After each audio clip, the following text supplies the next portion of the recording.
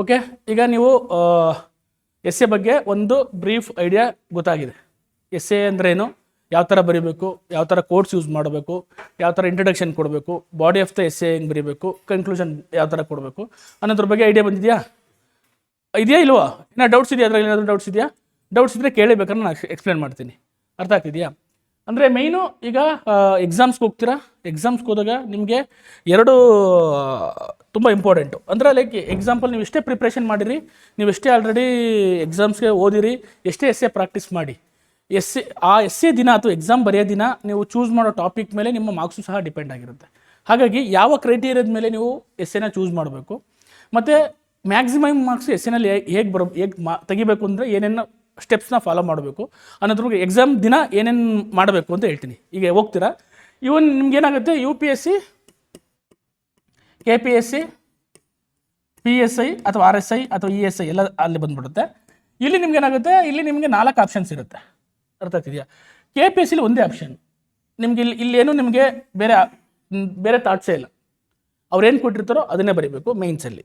ಅರ್ಥ ಆಗ್ತಿದೆಯಾ? ಇನ್ನು P S ಐಗೆ ಬಂದರೆ, ಇ ಎಸ್ ಐಗೆ ಬಂದರೆ, ಆರ್ ಎಸ್ ಐಗೆ ಬಂದರೆ ನಿಮಗೂ 4 or 5 ಕೊಟ್ಟಿರ್ತಾರೆ. ಒಂದೊಂದ್ಸತಿ 5 ಕೊಟ್ಟಿರ್ತಾರೆ, ಒಂದೊಂದ್ಸತಿ 4 ಕೊಟ್ಟಿರ್ತಾರೆ. ಈಗ 4 ಎಸ್ ಎನಲ್ಲಿ ಯಾವುದನ್ನು ಚೂಸ್ ಮಾಡಬೇಕು ಅಲ್ವಾ? 4 ಪ್ರಿಪೇರ್ ಆಗಿರ್ತೀರಾ, 4 ಇದು ಗೊತ್ತಿರ್ಬೋದು ಅಥವಾ 4 ಗೊತ್ತಿಲ್ಲದಲೇ ಇರ್ಬೋದು. ಗೊತ್ತಾಗ್ತಿದೆಯಾ? ಈ ರೀತಿ ಇದ್ದಾಗ ಯಾವ ಎಸ್ ಎನ ಚೂಸ್ ಮಾಡ್ಕೋಬೇಕು, ಯಾವ ರೀತಿ ಬರೀಬೇಕು, ಆಮೇಲೆ ಚೂಸ್ ಮಾಡ್ಬೇಕಾದ್ರೆ ಏನೇನು ಕ್ರೈಟೀರಿಯಾ ಯೂಸ್ ಮಾಡಬೇಕು ಅಂತ ಹೇಳ್ತೀನಿ. ಈಗ ಎಸ್ ಎ ಕಲ್ತಿದ್ದೀರಾ, ಎಸ್ ಎ ಬರೆಯೋದು ಬರುತ್ತೆ, ಬಟ್ ಅವತ್ತು ಆ ಎಕ್ಸಾಮ್ ದಿನ ಅದನ್ನು ಯಾವ ರೀತಿ ಚೂಸ್ ಮಾಡ್ಕೊಳ್ತೀರ ಅನ್ನೋದು ಸಹ ಮ್ಯಾಟ್ರ್ ಆಗುತ್ತೆ. ಯಾವ ಎಸ್ ಎ ಬರೀತೀರ ಅನ್ನೋದು ಮ್ಯಾಟ್ರ್ ಆಗುತ್ತೆ. ಗೊತ್ತಾಗ್ತಿದೆಯಾ? ಅದಕ್ಕೋಸ್ಕರ ನಾನು ಇವತ್ತು ಆ ಒಂದು ನಿಟ್ಟಿನಲ್ಲಿ ನಿಮಗೆ ಎಸ್ ಎನಲ್ಲಿ ಮ್ಯಾಕ್ಸಿಮಮ್ ಸ್ಕೋರ್ ಯಾವ ರೀತಿ ಮಾಡೋದು, ಅಂದರೆ ನಮಗೇನಂದರೆ 20ಕ್ಕೆ ಅಟ್ಲೀಸ್ಟ್ 18 ಮೇಲೆ ಬರಬೇಕು. ಅಟ್ಲೀಸ್ಟ್ ಹೇಳ್ತಿರೋದು ನಾನು. ನಿಮ್ಮ ಟಾರ್ಗೆಟ್ 18ರಿಂದ 19 ಇರಬೇಕು. 20ಕ್ಕೆ 20 ಬಂದರೂ ಖುಷಿ. ಗೊತ್ತಾಗ್ತಿದೆಯಾ? ಆ ರೀತಿ ನೀವು ಎಸ್ ಎಗಳನ್ನ ಬರೀಬೇಕಾಗತ್ತೆ. ಗೊತ್ತಾಗ್ತಿದೆಯಾ? ಇಲ್ಲಿ ನಿಮ್ಗೆ 18ರಿಂದ 19 ಬಂತು ಅಂದರೆ ನೀವು ಆಮೇಲೆ ನೆಕ್ಸ್ಟು 45 ರೀಚ್ ಆಗೋಕ್ಕೆ ಯೂಸ್ ಆಗುತ್ತೆ. ಅದಕ್ಕೋಸ್ಕರ ಈ ಒಂದಷ್ಟು ವಿಷಯಗಳನ್ನ ನಿಮಗೆ ಹೇಳ್ತಾ ಬರ್ತೀನಿ, ಅವಾಗ ನಿಮಗೆ ಕ್ಲಾರಿಟಿ ಸಿಗುತ್ತೆ. ಓಕೆನಾ? ಈ ಒಂದು ಕ್ಲಾಸಲ್ಲಿ ನಾವು ಏನೇನು ಕವರ್ ಮಾಡ್ತೀನಿ ಅಂದರೆ, how to choose a essay in exam, ಯಾವ ರೀತಿ ಎಸ್ ಎನ ಚೂಸ್ ಮಾಡಬೇಕು, how to improve handwriting, very important. Handwriting ಸಹ ತುಂಬ ಮ್ಯಾಟ್ರ್ ಆಗುತ್ತೆ. 5 ಮಾರ್ಕ್ಸು ನಿಮ್ಮ ಹ್ಯಾಂಡ್ ರೈಟಿಂಗ್ ಮೇಲೆ ಡಿಪೆಂಡ್ ಆಗಿರುತ್ತೆ. ಅಂದರೆ ಓವರ್ ಆಲ್ ಹೇಳ್ತಿರೋದು 50 ಮಾರ್ಕ್ಸ್ಗೆ ನಿಮ್ಮ ಹ್ಯಾಂಡ್ ರೈಟಿಂಗು 5 ಮಾರ್ಕ್ಸ್ ಡಿಪೆಂಡ್ ಆಗಿರುತ್ತೆ. ಗೊತ್ತಾಗ್ತಿದೆಯಾ? ಯಾವುದರಲ್ಲಿ ಎಸ್ ಎ ರೈಟಿಂಗಲ್ಲಿ ಇರ್ಬೋದು, ಟ್ರಾನ್ಸ್ಲೇಷನ್ ಇರ್ಬೋದು, ಪ್ರಿಸರ್ ರೈಟಿಂಗಲ್ಲಿ ಇರ್ಬೋದು. ಇವನ್ ಕನ್ನಡ ಮತ್ತು ಇಂಗ್ಲೀಷ್ ಎರಡೂ ಹ್ಯಾಂಡ್ ರೈಟಿಂಗ್ ಚೆನ್ನಾಗಿರ್ಬೇಕು, ಕನ್ನಡ ಮತ್ತು ಇಂಗ್ಲೀಷ್. ಯಾಕೆ ಅಂತಂದರೆ ಕೆಲವೊಂದು ನೀವು ಇಂಗ್ಲೀಷ್ ಮೀಡಿಯಮ್ ಆಗಿರಲಿ, ನೀವು ಕನ್ನಡ ಮೀಡಿಯಮ್ ಆಗಿರಲಿ, ಎರಡೂ ಬರೀತೀರಾ. ಅದಕ್ಕೆ ಅವರು ಇಟ್ಟಿರೋದು ಕನ್ನಡ ಟ್ರಾನ್ಸ್ಲೇಷನ್ ಮತ್ತು ಇಂಗ್ಲೀಷ್ ಟ್ರಾನ್ಸ್ಲೇಷನು. ಈಗ ಕನ್ನಡದವ್ರಿಗೆ ಏನಾಗುತ್ತೆ, ಎಸ್ ಎ ಮಾತ್ರ ಆಪ್ಷನಲ್ ಸಿಗುತ್ತೆ. ಎಸ್ ಎ ನೀವು ಕನ್ನಡದಲ್ಲಿ ಬರೀ, ಇಂಗ್ಲೀಷಲ್ಲಿ ಬರೀ, ನಿಮ್ಮ ಆಪ್ಷನ್ ಅದು. ಬಟ್ ಕನ್ನಡ ಟು ಇಂಗ್ಲೀಷ್ ಮಾಡಿದಾಗ ನೀವು ಇಂಗ್ಲೀಷಲ್ಲೇ ಬರೀಬೇಕು, ಇಂಗ್ಲೀಷ್ ಟು ಕನ್ನಡ ಮಾಡಿದಾಗ ಕನ್ನಡದಲ್ಲೇ ಬರಬೇಕು. ಇನ್ನೊಂದು ಇಂಗ್ಲೀಷ್ ಮೀಡಿಯಮ್ವರೆಗೆ ಸ್ವಲ್ಪ ಡ್ರಾಬ್ಯಾಕ್ ಆಗೋದು ಅಂತಂದರೆ, ಅವರು ಏನೋ ಪ್ರಿಸೈಸ್ ರೈಟಿಂಗ್ ಬರೀತಾರಲ್ಲ ಅದು ಕನ್ನಡದಲ್ಲೇ ಬರೀಬೇಕು. ಅದು ಸ್ವಲ್ಪ ಅವರಿಗೆ ಅಂದರೆ ಲೈಕ್ ಇದದು ತುಂಬ ಇಂಗ್ಲೀಷ್ ಮೀಡಿಯಮ್ ಓದಿರ್ತಾರೆ, 1ನೇ ಕ್ಲಾಸಿಂದ ಅಪ್ ಟು ಇಂಗ್ಲೀಷ್ ಮೀಡಿಯಮ್ ಓದಿರ್ತಾರೆ, ಕನ್ನಡ ಕಡಿಮೆ ಓದಿರ್ತಾರೆ ಅನ್ನೋರಿಗೆ, ಇಲ್ಲ up to 10th Kannada medium ಓದಿ ಆಮೇಲೆ ಇಂಗ್ಲೀಷ್ ಮೀಡಿಯಮ್ ಓದೋರ್ಗೆ ಇದೇನು ಸಮಸ್ಯೆ ಆಗಲ್ಲ. ನನ್ನ ಪ್ರಕಾರ ಪ್ರಾಕ್ಟೀಸ್ ಮಾಡಿದ್ರೆ ಎರಡನ್ನೂ ಬ್ಯಾಲೆನ್ಸ್ ಮಾಡ್ಬೋದು, ಅದೇನಿಲ್ಲ. ಬಟ್ ಹ್ಯಾಂಡ್ ರೈಟಿಂಗ್ ಅಂತೂ ತುಂಬ ಇಂಪಾರ್ಟೆಂಟ್. ಅದಕ್ಕೆ ಹ್ಯಾಂಡ್ ರೈಟಿಂಗ್ ಯಾವ ರೀತಿ ಇಂಪ್ರೂವ್ಮೆಂಟ್ ಮಾಡ್ಕೋಬೇಕು ಅನ್ನೋದ್ರ ಬಗ್ಗೆ ಒಂದಷ್ಟು ಟಿಪ್ಸ್ ನಿಮಗೆ ಹೇಳ್ತೀನಿ, ಆಯಿತಾ? Next how to score a maximum marks in essay writing, ಅದು 10 ಗೋಲ್ಡನ್ ಸಜೆಷನ್ಸ್ ಅಂತ ಇದೆ. ಅವತ್ತು ಸಜೆಷನ್ಸ್ ಹೇಳ್ತೀನಿ, ಅವನ್ನ ಫಾಲೋ ಮಾಡಿದ್ರೆ ನಿಮಗೆ ಒಳ್ಳೆ ಮಾರ್ಕ್ಸು ಬರುತ್ತೆ. ನೆಕ್ಸ್ಟು ಪ್ರಾಕ್ಟೀಸ್ ಬುಕ್ಲೆಟ್ ಬಗ್ಗೆ ಹೇಳ್ತೀನಿ. ನಿಮಗೆ ಒಂದು ಬುಕ್ಲೆಟ್ ರೆಡಿ ಮಾಡಿದ್ದೀವಿ, ಪ್ರಾಕ್ಟೀಸ್ ಬುಕ್ಲೆಟು. ಆ ಬುಕ್ಲೆಟ್ನ ಅದರಲ್ಲಿ ಏನೇನು ಇನ್ಫಾರ್ಮೇಷನ್ ಇದೆ, ಅದನ್ನು ಯಾವ ರೀತಿ ಯೂಸ್ ಮಾಡಬೇಕು ಆಫ್ಟರ್ ಈ ಕೋರ್ಸ್ ಮುಗಿದ ಮೇಲೆ, ನೀವು ಹಿಂಗೆ ಇದನ್ನು ಪ್ರತಿದಿನ ಇದನ್ನು ಪ್ರಾಕ್ಟೀಸಲ್ಲಿ ಇಡಬೇಕು ಅಂತ ಅಂದಾಗ ಅದಕ್ಕೆ ಏನು ಮಾಡಬೇಕು ಅನ್ನೋದು ಒಂದು ಪ್ರಾಕ್ಟೀಸ್ ಬುಕ್ಲೆಟ್ ಮಾಡಿದ್ದೀನಿ. ಆ ಬುಕ್ಲೆಟ್ ಬಗ್ಗೆ ಎಕ್ಸ್ಪ್ಲೇನ್ ಮಾಡ್ತೀನಿ, ಅದನ್ನು ಯಾವ ರೀತಿ ಯೂಸ್ ಮಾಡಬೇಕು ಪ್ರತಿದಿನ, ಮತ್ತು ಯಾವ ರೀತಿ ಎವ್ಯಾಲ್ಯೂಷನ್ ಮಾಡಿಸ್ಕೋಬೇಕು ಅನ್ನೋದ್ರ ಬಗ್ಗೆ ನಾನು ನಿಮಗೆ ಡೀಟೇಲಾಗಿ ಹೇಳ್ತೀನಿ. ಓಕೆ, ಈಗ ಸ್ಟಾರ್ಟ್ ಮಾಡೋಣ. First one, how to choose a essay in exam. ಗೊತ್ತಾಗ್ತಿದೆಯಾ? ತುಂಬ ಇಂಪಾರ್ಟೆಂಟ್. ನೀವು ಎಷ್ಟೇ ಎಸ್ ಎ ಓದಿ ಪ್ರಿಪ್ರೇಷನ್ ಮಾಡಿದ್ರು, ಎಕ್ಸಾಮಲ್ಲಿ ನೀವು ತಗೊಳ್ಳೋ ಒಂದು ಡಿಸಿಷನ್ನು ನಿಮ್ಮ ಎಸ್ ಎ ರೈಟಿಂಗ್ ಮೇಲೆ ತುಂಬ ಪರಿಣಾಮ ಇರುತ್ತೆ. ಯಾಕೆಂದರೆ ಕೆಲವರು ಹುಡುಗರು ಏನು ಮಾಡ್ತಾರೆ, ಎಸ್ ಎ ರೈಟಿಂಗ್ ಚೂಸ್ ಮಾಡ್ಕೊಂಡ್ಬಿಟ್ಟಿರ್ತಾರೆ, ಬರೀತಿರ್ತಾರೆ, ಅರ್ಧಕ್ಕೆ ಸ್ಟಕ್ ಆಗಿಬಿಡ್ತಾರೆ. ಅದನ್ನು ಇದು ಸ್ಟ್ರೈಕ್ ಮಾಡಿ ಮತ್ತೆ ಇನ್ನೊಂದು ಎಸ್ ಎ ತೊಗೊಂಡು ಹೋಗ್ತಾರೆ. ಅದರಂಥ ಬ್ಲೆಂಡರ್ ಯಾವುದೂ ಇಲ್ಲ. ಅವತ್ತೇ ಡಿಸೈಡ್ ಮಾಡ್ಕೊಂಬಿಡಿ ನಾನು PSI ಆಗಲ್ಲ ಅಂತ. ಅರ್ಥ ಆಗ್ತಿದೆಯಾ? ಆ ತಪ್ಪನ್ನ ಯಾವುದೇ ಕಾರಣಕ್ಕೂ ಮಾಡಬಾರ್ದು. ನೀವು ಬರೆಯೋಕ್ಕಿಂತ ಮುಂಚೆ 1-2 ನಿಮಿಷ 3 ನಿಮಿಷ ಥಿಂಕ್ ಮಾಡಬೇಕು, ಯಾವ ಟಾಪಿಕ್ನ ಚೂಸ್ ಮಾಡ್ತಾ ಇದ್ದೀನಿ ನಾನು ಅಂತ. ಅರ್ಧ ಹೊಡೆದಾಕಿ ಮತ್ತೆ ಬರೆದ್ರೆ ಅದು ಖಂಡಿತ ಸ್ಕೋರ್ ಆಗಲ್ಲ. ಯಾಕೆಂದರೆ ಟೈಮ್ ಕಿಲ್ ಆಗಿರುತ್ತೆ, ಪೇಜಸ್ ಹೋಗಿರುತ್ತೆ, ಲಿಮಿಟೆಡ್ ಪೇಜಸ್ ಇರುತ್ತೆ. ಮೊದಲೇನಾಗ್ತಿತ್ತು ನಿಮಗೆ ಒಂದು ಬುಕ್ಲೆಟ್, ಒಂದು ಕ್ವಶನ್ ಪೇಪರ್ ಕೊಟ್ಬಿಡೋರು ನಮಗೆ ನಾವು ಬರೀಬೇಕಾದ್ರೆ. ಈಗ KEನವ್ರು ಕೊಟ್ಟಿದ್ದಾರೆ, ಒಂದು ಕ್ವಶನ್ ಪೇಪರ್ ಕೊಟ್ಟಿರೋದು, ಅದರಲ್ಲಿ ಕ್ವಶನ್ಸ್ ಇರೋದು ಮತ್ತು ನಿಮ್ಗೆ ಆನ್ಸರ್ ಬುಕ್ಲೆಟ್ ಅಂತ ಇರೋದು. ಆನ್ಸರ್ ಬುಕ್ಲೆಟ್ ಸಪ್ರೇಟ್ ಇರೋದು, ಅದರಲ್ಲಿ ಯಾವುದು ಕ್ವಶನ್ ನಂಬರ್ ಏನು ಮೆನ್ಷನ್ ಮಾಡ್ತಿರಲ್ಲ, ಲಾಸ್ಟ್ ಒಂದು ಪೇಜಲ್ಲಿ ಮಾತ್ರ ಒಂದು ಬ್ಯಾಕ್ ಸೈಡಲ್ಲಿ ಪ್ರಿಸೈಸ್ ರೇಟಿಂಗ್ಗೆ ಬಾಕ್ಸ್ ಕೊಟ್ಟಿರೋರು. ಅದು ಬಿಟ್ಟರೆ ಏನೂ ಇರ್ತಿರ್ಲಿಲ್ಲ. ನೀವು ಎಲ್ಲಿ ಬೇಕಾದ್ರೂ ಫಸ್ಟ್ SNR ಸ್ಟಾರ್ಟ್ ಮಾಡ್ಕೊಳ್ಳಿ, ಪ್ರಿಸೈಸ್ ಇದನ್ನಾದರೂ ಬರೀರಿ, ಏನೋ ಟ್ರಾನ್ಸ್ಲೇಷನ್ ಆದರೂ ಬರೀರಿ, ನಿಮ್ಗೆ ಅವಕಾಶ ಇತ್ತು.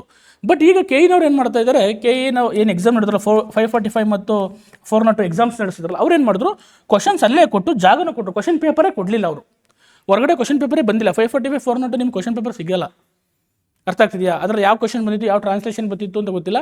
ಹುಡುಗರು ಬಂದಿದ್ದು ಹೇಳಿ ನೋಡಿಕೊಂಡು ಅದನ್ನು ಯಾವುದೋ ಇನ್ಸ್ಟಿಟ್ಯೂಟ್ಗಳು ನಮ್ಮ ಇದನ್ನ ಹಾಕಿದ್ದಾರೆ ಅಷ್ಟೇ, ಕ್ವಶನ್ಸ್ಗಳು ಯಾವಾಗ ಬಂದಿದೆ ಅಂತ ಅಂದ್ಬಿಟ್ಟು. ಪ್ರಿಸೈಸ್ ರೈಟಿಂಗ್ ಯಾವುದೋ ಕರ್ವಾಲೋ ಅನ್ನೋದ್ರ ಬಗ್ಗೆ ಕೇಳಿದರು, ಟ್ರಾನ್ಸ್ಲೇಷನ್ ಯಾವುದೋ ಗಾಂಧೀಜಿ ಬಗ್ಗೆ ಕೇಳಿದರು ಅಂತ ಹೇಳಿದ್ರು, ಅದು ಯಾವುದೂ ಸಿಕ್ಕಿಲ್ಲ. ಅರ್ಥ ಆಗ್ತಿದೆಯಾ? ಯಾಕೆಂದರೆ ಆ ಟೆಕ್ಸ್ಟು ಗೊತ್ತಾಗ್ತಿದೆಯಾ? ಅದಕ್ಕೋಸ್ಕರ ನೀವು ಅಲ್ಲೇ ಬರೀಬೇಕಾಗುತ್ತೆ. ಅದು ಏನದು ನೋಡಿ, KSPನವ್ರು ಕೇಳಿದಾಗ ಕರ್ನಾಟಕ ಇವ್ರು ಏನು ಮಾಡಿದ್ರು, ಅನ್ರೂಲ್ಡ್ ಪೇಪರ್ ಕೊಡ್ತಾಯಿದ್ರು. ಇವ್ರು ಏನು ಮಾಡ್ತಾರೆ, KEನವ್ರು ರೂಲ್ಡ್ ಪೇಪರ್ ಕೊಟ್ಟಿದ್ರು. ಅದು ಒಂದು ಸಲ ಅಡ್ವಾಂಟೇಜೇ. ಹುಡುಗರು ಯಾರ್ದು ಹ್ಯಾಂಡ್ ರೈಟಿಂಗ್ ಚೆನ್ನಾಗಿರಲ್ಲ ಅವ್ರಿಗೆ ಒಂದು ಸ್ವಲ್ಪ ಅಡ್ವಾಂಟೇಜು, ಚೆನ್ನಾಗಿ ಹ್ಯಾಂಡ್ ರೈಟಿಂಗ್ ಬರೆಯೋಕ್ಕೆ. ಯಾಕೆಂದರೆ ಲೈನ್ಸ್ ಇದ್ದರೆ ಅದನ್ನು ಕರೆಕ್ಟಾಗಿ ಬರೀತಾರೆ, ಅದೊಂದು ಅಡ್ವಾಂಟೇಜು. ಇನ್ನೂ ಡಿಸೈಡ್ ಆಗಿಲ್ಲ ವೆದರ್ KE ನಡೆಸುತ್ತೋ KSP ನಡೆಸುತ್ತೋ PSI ಎಕ್ಸಾಮ್ಸ, ಅದು ಇನ್ನೂ ಡಿಸೈಡ್ ಆಗಿಲ್ಲ. ನೋಡೋಣ, ಅದು ಯಾರು ನಡೆಸಿರಲಿ, ಕ್ವಶನ್ ಪೇಪರ್ ಅಂತೂ ಇರುತ್ತೆ, ಕ್ವಶನ್ಸ್ ಇರುತ್ತೆ, ಯಾವುದೇ ಎಸ್ಸೆ ಕೊಟ್ಟರು ಬರೆಯೋ ಒಂದು ಕೆಪಬಿಲಿಟಿ ಇರುತ್ತೆ ನಿಮಗೆ. ನೀವು ಇದನ್ನು ಫಾಲೋ ಮಾಡ್ತೀರಾ. ಅದ್ರ ಬಗ್ಗೆ ವಿಚಾರ ಮಾಡಬೇಡಿ, ಯಾರಾದರೂ ನಡೆಸಲಿ, ಅವರು ಎಸ್ಸೆನೇ ಕೊಡಬೇಕು, ಅವರು ಟ್ರಾನ್ಸ್ಲೇಷನ್ ಯಾರು ಕೊಟ್ಟರು ಟ್ರಾನ್ಸ್ಲೇಷನ್ ಕೊಡಬೇಕು, ಪ್ಲಸ್ ರೇಟಿಂಗೇ ಕೊಡಬೇಕು. ಅರ್ಥ ಆಗ್ತಿದೆಯಾ? ಹಾಗಾಗಿ ಅದ್ರ ಬಗ್ಗೆ ವಿಚಾರ ಬೇಡ.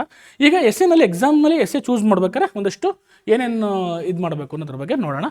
ಫಸ್ಟು ಈಗ ನಾನು ನಿಮಗೆ UPSCಲಿ ಹೇಳಿದೆ, PSI ಅಥವಾ ESI KSRP ಅಥವಾ ಯಾವುದಾದ್ರೂ ಬರಲಿ, PSI ರಿಲೇಟೆಡ್ ಎಕ್ಸಾಮ್ಸ್ ಅಂದ್ಕೊಳ್ಳಿ.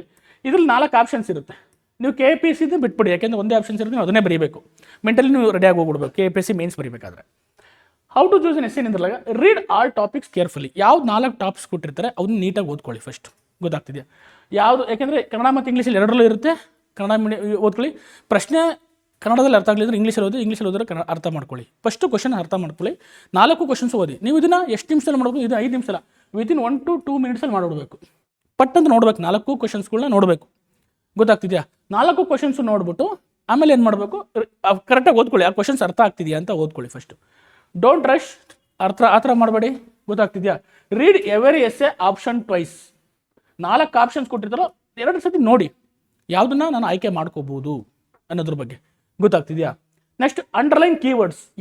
ಯಾವುದು ಕೀವರ್ಡ್ಸ್ ಇದೆ ಆ ಎಸ್ಸೆನಲ್ಲಿ? ಈಗ ನೋಡಿ, ಟೆಕ್ನಾಲಜಿ ಇನ್ ಎಜುಕೇಷನ್ ಅಂತ ಕೇಳಿದ್ದಾರೆ. ಇದರಲ್ಲಿ ಕೀವರ್ಡ್ಸ್ ಯಾವುದು? Technology and education, this are the keywords. ಅಂದರೆ ನಿಮ್ಮ ಎಸ್ಸೆ ಈ ಟೆಕ್ನಾಲಜಿ ಪ್ಲಸ್ ಎಜುಕೇಷನ್ ಮೇಲೇ ಇರಬೇಕು. ಗೊತ್ತಾಗ್ತಿದೆಯಾ? Next role of youth in democracy ಅಂತಂದರೆ, ಡೆಮೋಕ್ರಸಿನಲ್ಲಿ ಪ್ರಜಾಪ್ರಭುತ್ವದಲ್ಲಿ ಯುವಕರ ಪಾತ್ರ ಏನು ಅನ್ನೋದ್ರ ಬಗ್ಗೆ. ಅಂದರೆ ಇಲ್ಲಿ ಏನು ಹೇಳಿದ್ರೆ ಪ್ರಜಾಪ್ರಭುತ್ವ ಇದೆ ಮತ್ತು ಯುವಕರ ಪಾತ್ರ ಇದೆ. ಇವು ಕೀವರ್ಡ್ಸ್. ಇವು ಯೂತ್ಸ್ ಪ್ಲಸ್ ಡೆಮೋಕ್ರಸಿ, ಇವೆರಡು ಕೀವರ್ಡ್ಸು. ಈ ಕೀವರ್ಡ್ಸ್ನ ಐಡೆಂಟಿಫೈ ಮಾಡ್ಕೋಬೇಕು. ಗೊತ್ತಾಗ್ತಿದೆಯಾ? ಆಮೇಲೆ ಲುಕ್ ಸ್ಕೋಪ್. ನೀವು ಅದನ್ನು ಸ್ಕೋಪ್ ನೋಡಿ, ಅದಕ್ಕೇನು ವ್ಯಾಪ್ತಿ ಇದೆ ಅದರದ್ದು ಅದನ್ನು ನೋಡ್ಕೊಂಬಿಟ್ಟು, does the topic allow to write 600 or 8 to 1000 words logically. First ಒಂದು 4 ಆಪ್ಷನ್ಸ್ ಇರುತ್ತೆ ಎಸ್ಸೆನಲ್ಲಿ. ಆ 4 ಆಪ್ಷನ್ಸಲ್ಲಿ 4 ಎಸ್ಸೆ ನೋಡಿದಾಗ ಕೀವರ್ಡ್ಸ್ ನೋಡ್ತೀರಾ. ಆ ಕೀವರ್ಡ್ಸ್ ನೋಡಿದಾಗ ನಿಮ್ಗೆ ಗೊತ್ತಾಗಬೇಕು, ನಾನು ಇದಕ್ಕೆ 800 to 1000 ವರ್ಡ್ಸ್ನ ಬರಿತೀನಾ, ಅಟ್ಲೀಸ್ಟ್ 600 ವರ್ಡ್ಸ್ ಆದರೂ ಬರಿತೀನಾ ಅನ್ಬೇಕು. ಯಾಕೆಂದರೆ ನೀವು 1800 ವರ್ಡ್ಸ್ ನಾನು ಯಾಕೆ ಹೇಳ್ತೀನಿ, 1000 ವರ್ಡ್ಸ್ ಯಾಕೆ ಹೇಳ್ತಿದ್ದೀನಿ ಅಂದರೆ, ನೀವು 1000 ವರ್ಡ್ಸ್ ರೆಡಿ ಆಯಿತು ಅಂದರೆ ಅದರಲ್ಲಿ ಒಂದಷ್ಟು ಮರ್ತೋಗಿ 600 ವರ್ಡ್ಸ್ ಆದರೂ ನೀವು ಬರೀತೀರಾ ಅನ್ನೋ ಒಂದು ಉದ್ದೇಶ. ಲಿಸನ್, ಅರ್ಥ ಆಗ್ತಿದೆಯಾ? ಹಾಗಾಗಿ ನೀವೇನು ಮಾಡಬೇಕು, ಆ ಸ್ಕೋಪ್ ನೋಡ್ಕೋಬೇಕು. ನಾನು ಅಷ್ಟು ಪದಗಳನ್ನ ಬರೆಯುವಷ್ಟು ನನ್ನ ಹತ್ರ ನಾಲೆಡ್ಜ್ ಇದೆಯಾ ಅಂತ ನೋಡಬೇಕು. ನೀವು ಯಾಕೆ ಎಕ್ಸಾಮ್ಸಲ್ಲಿ ಈಗ ನಾವು ಕೊಟ್ಟಿರೋ ಆಪ್ಷನ್ಸಲ್ಲಿ ನಾವು ಒಂದೊಂದೇ ಕೊಡ್ತಾ ಇದ್ದೀವಿ. ಯೂಶ್ವಲಿ ಮುಂದೆ ಎಕ್ಸಾಮ್ ಹತ್ರ ಬಂದಾಗ ನಾವು 4 ಆಪ್ಷನ್ಸ್ ಕೊಡ್ತೀವಿ. ಈಗ ಒಂದೇ ಯಾಕೆ ಕೊಡ್ತಾ ಇದ್ದೀವಿ ನಾವು ಟೆಸ್ಟ್ ಸೀರೀಸ್ಗಳು ಎವ್ರಿ ಸಂಡೇ ಅಂತಂದರೆ, ನೀವು ಆ ಯಾವುದೇ ಕೊಟ್ಟರು ಬರಿತೀನಿ ಅನ್ನೋ ಒಂದು ಮೈಂಡ್ ಸೆಟ್ ಸೆಟ್ ಮಾಡೋಕ್ಕೋಸ್ಕರ. ಅದರಲ್ಲಿ ಯಾವುದೇ ಕೊಟ್ಟರು ಎಸ್ಸೆ ಕೊಟ್ಟರು ಏನಾದರೂ ಬರಿತೀನಿ ಅನ್ನೋ ಒಂದು ಮೈಂಡ್ ಸೆಟ್ ಸೆಟ್ ಮಾಡೋಕ್ಕೋಸ್ಕರ ಇಲ್ಲಿ ಒಂದೊಂದು ಎಸ್ಸೆ ಕೊಡ್ತೀವಿ. ಇನ್ನು ಮುಂದೆ ಒಂದು ಎಸ್ಸೆ ಕೊಡ್ತೀವಿ ನೋಟಿಫಿಕೇಶನ್ ಆಗೋವರೆಗೂ. ನೋಟಿಫಿಕೇಶನ್ ಆದಮೇಲೆ 4 ಆಪ್ಷನ್ಸ್ ಕೊಡ್ತೀವಿ ರಿಲೇಟೆಡ್ ಟು ಕರೆಂಟ್ ಅಫೇರ್ಸ್ ಅಂತ ಎಕ್ಸಾಮಿಗೆ ಬರೋ ಥರ ಒಂದಷ್ಟು ಎಸ್ಸೆಗಳನ್ನ ಪ್ರಿಪೇರ್ ಮಾಡಿಕೊಟ್ಟಾಗ ನಿಮಗೆ ಇಲ್ಲೇ ಬರೆದಾಗ ಅಕಸ್ಮಾತ್ ಅದೇ ಎಸ್ಸೆ ನಿಮಗೆ ಇದಕ್ಕೆ ಯೂಸ್ ಆದ ಎಸ್ಸೆ ಎಕ್ಸಾಮಲ್ಲಿ ಬಂತು ಅಂದರೆ ಅದೇ ಆ್ಯಸ್ ಇಟ್ ಇಸ್ ಬರದಲ್ಲೇ ಇರ್ಬೋದು, ಆ ಟಾಪಿಕ್ ಮೇಲೆ ಬರ್ಬೋದು. ಅರ್ಥ ಆಗ್ತಿದೆಯಾ? ಆ ಟಾಪಿಕ್ ಮೇಲೆ ಬಂದಾಗ ನಿಮ್ಗೆ ಈಸಿ ಆಗುತ್ತೆ ಅದು ಬರೆಯೋಕ್ಕೆ. ಅರ್ಥ ಆಗ್ತಿದೆಯಾ? ಹಾಗಾಗಿ ನೋಡಿ, ನಿಮಗೆ ಆ ಸ್ಕೋಪ್ ಇದೆಯಾ, 800 to 1000 ವರ್ಡ್ಸ್ನ ಬರೆಯೋಕ್ಕೆ ಲಾಜಿಕಲಿ ಅನ್ನೋದನ್ನ ಥಿಂಕ್ ಮಾಡ್ಕೊಳ್ಳಿ. ಅರ್ಥ ಆಯ್ತಾ? ಈಗ ಒಂದು ಕ್ಲಾರಿಟಿ ಬಂತು ನಿಮಗೆ ಯಾವುದನ್ನ ಚೂಸ್ ಮಾಡಬೇಕು ಅಂತ. Next check your knowledge base. ನಿಮ್ಮ ನಾಲೆಡ್ಜ್ನ ಚೆಕ್ ಮಾಡ್ಕೊಳ್ಳಿ. ಹೆಂಗೆ ಅಂದರೆ ಆಸ್ಕ್ ಯುವರ್ ಸೆಲ್ಫ್, ನಿಮಗೆ ನೀವು ಕ್ವಶನ್ಸ್ ಕೇಳ್ಕೊಳ್ಳಿ. ಏನಂತ, do I have facts, examples and current affairs for this topic.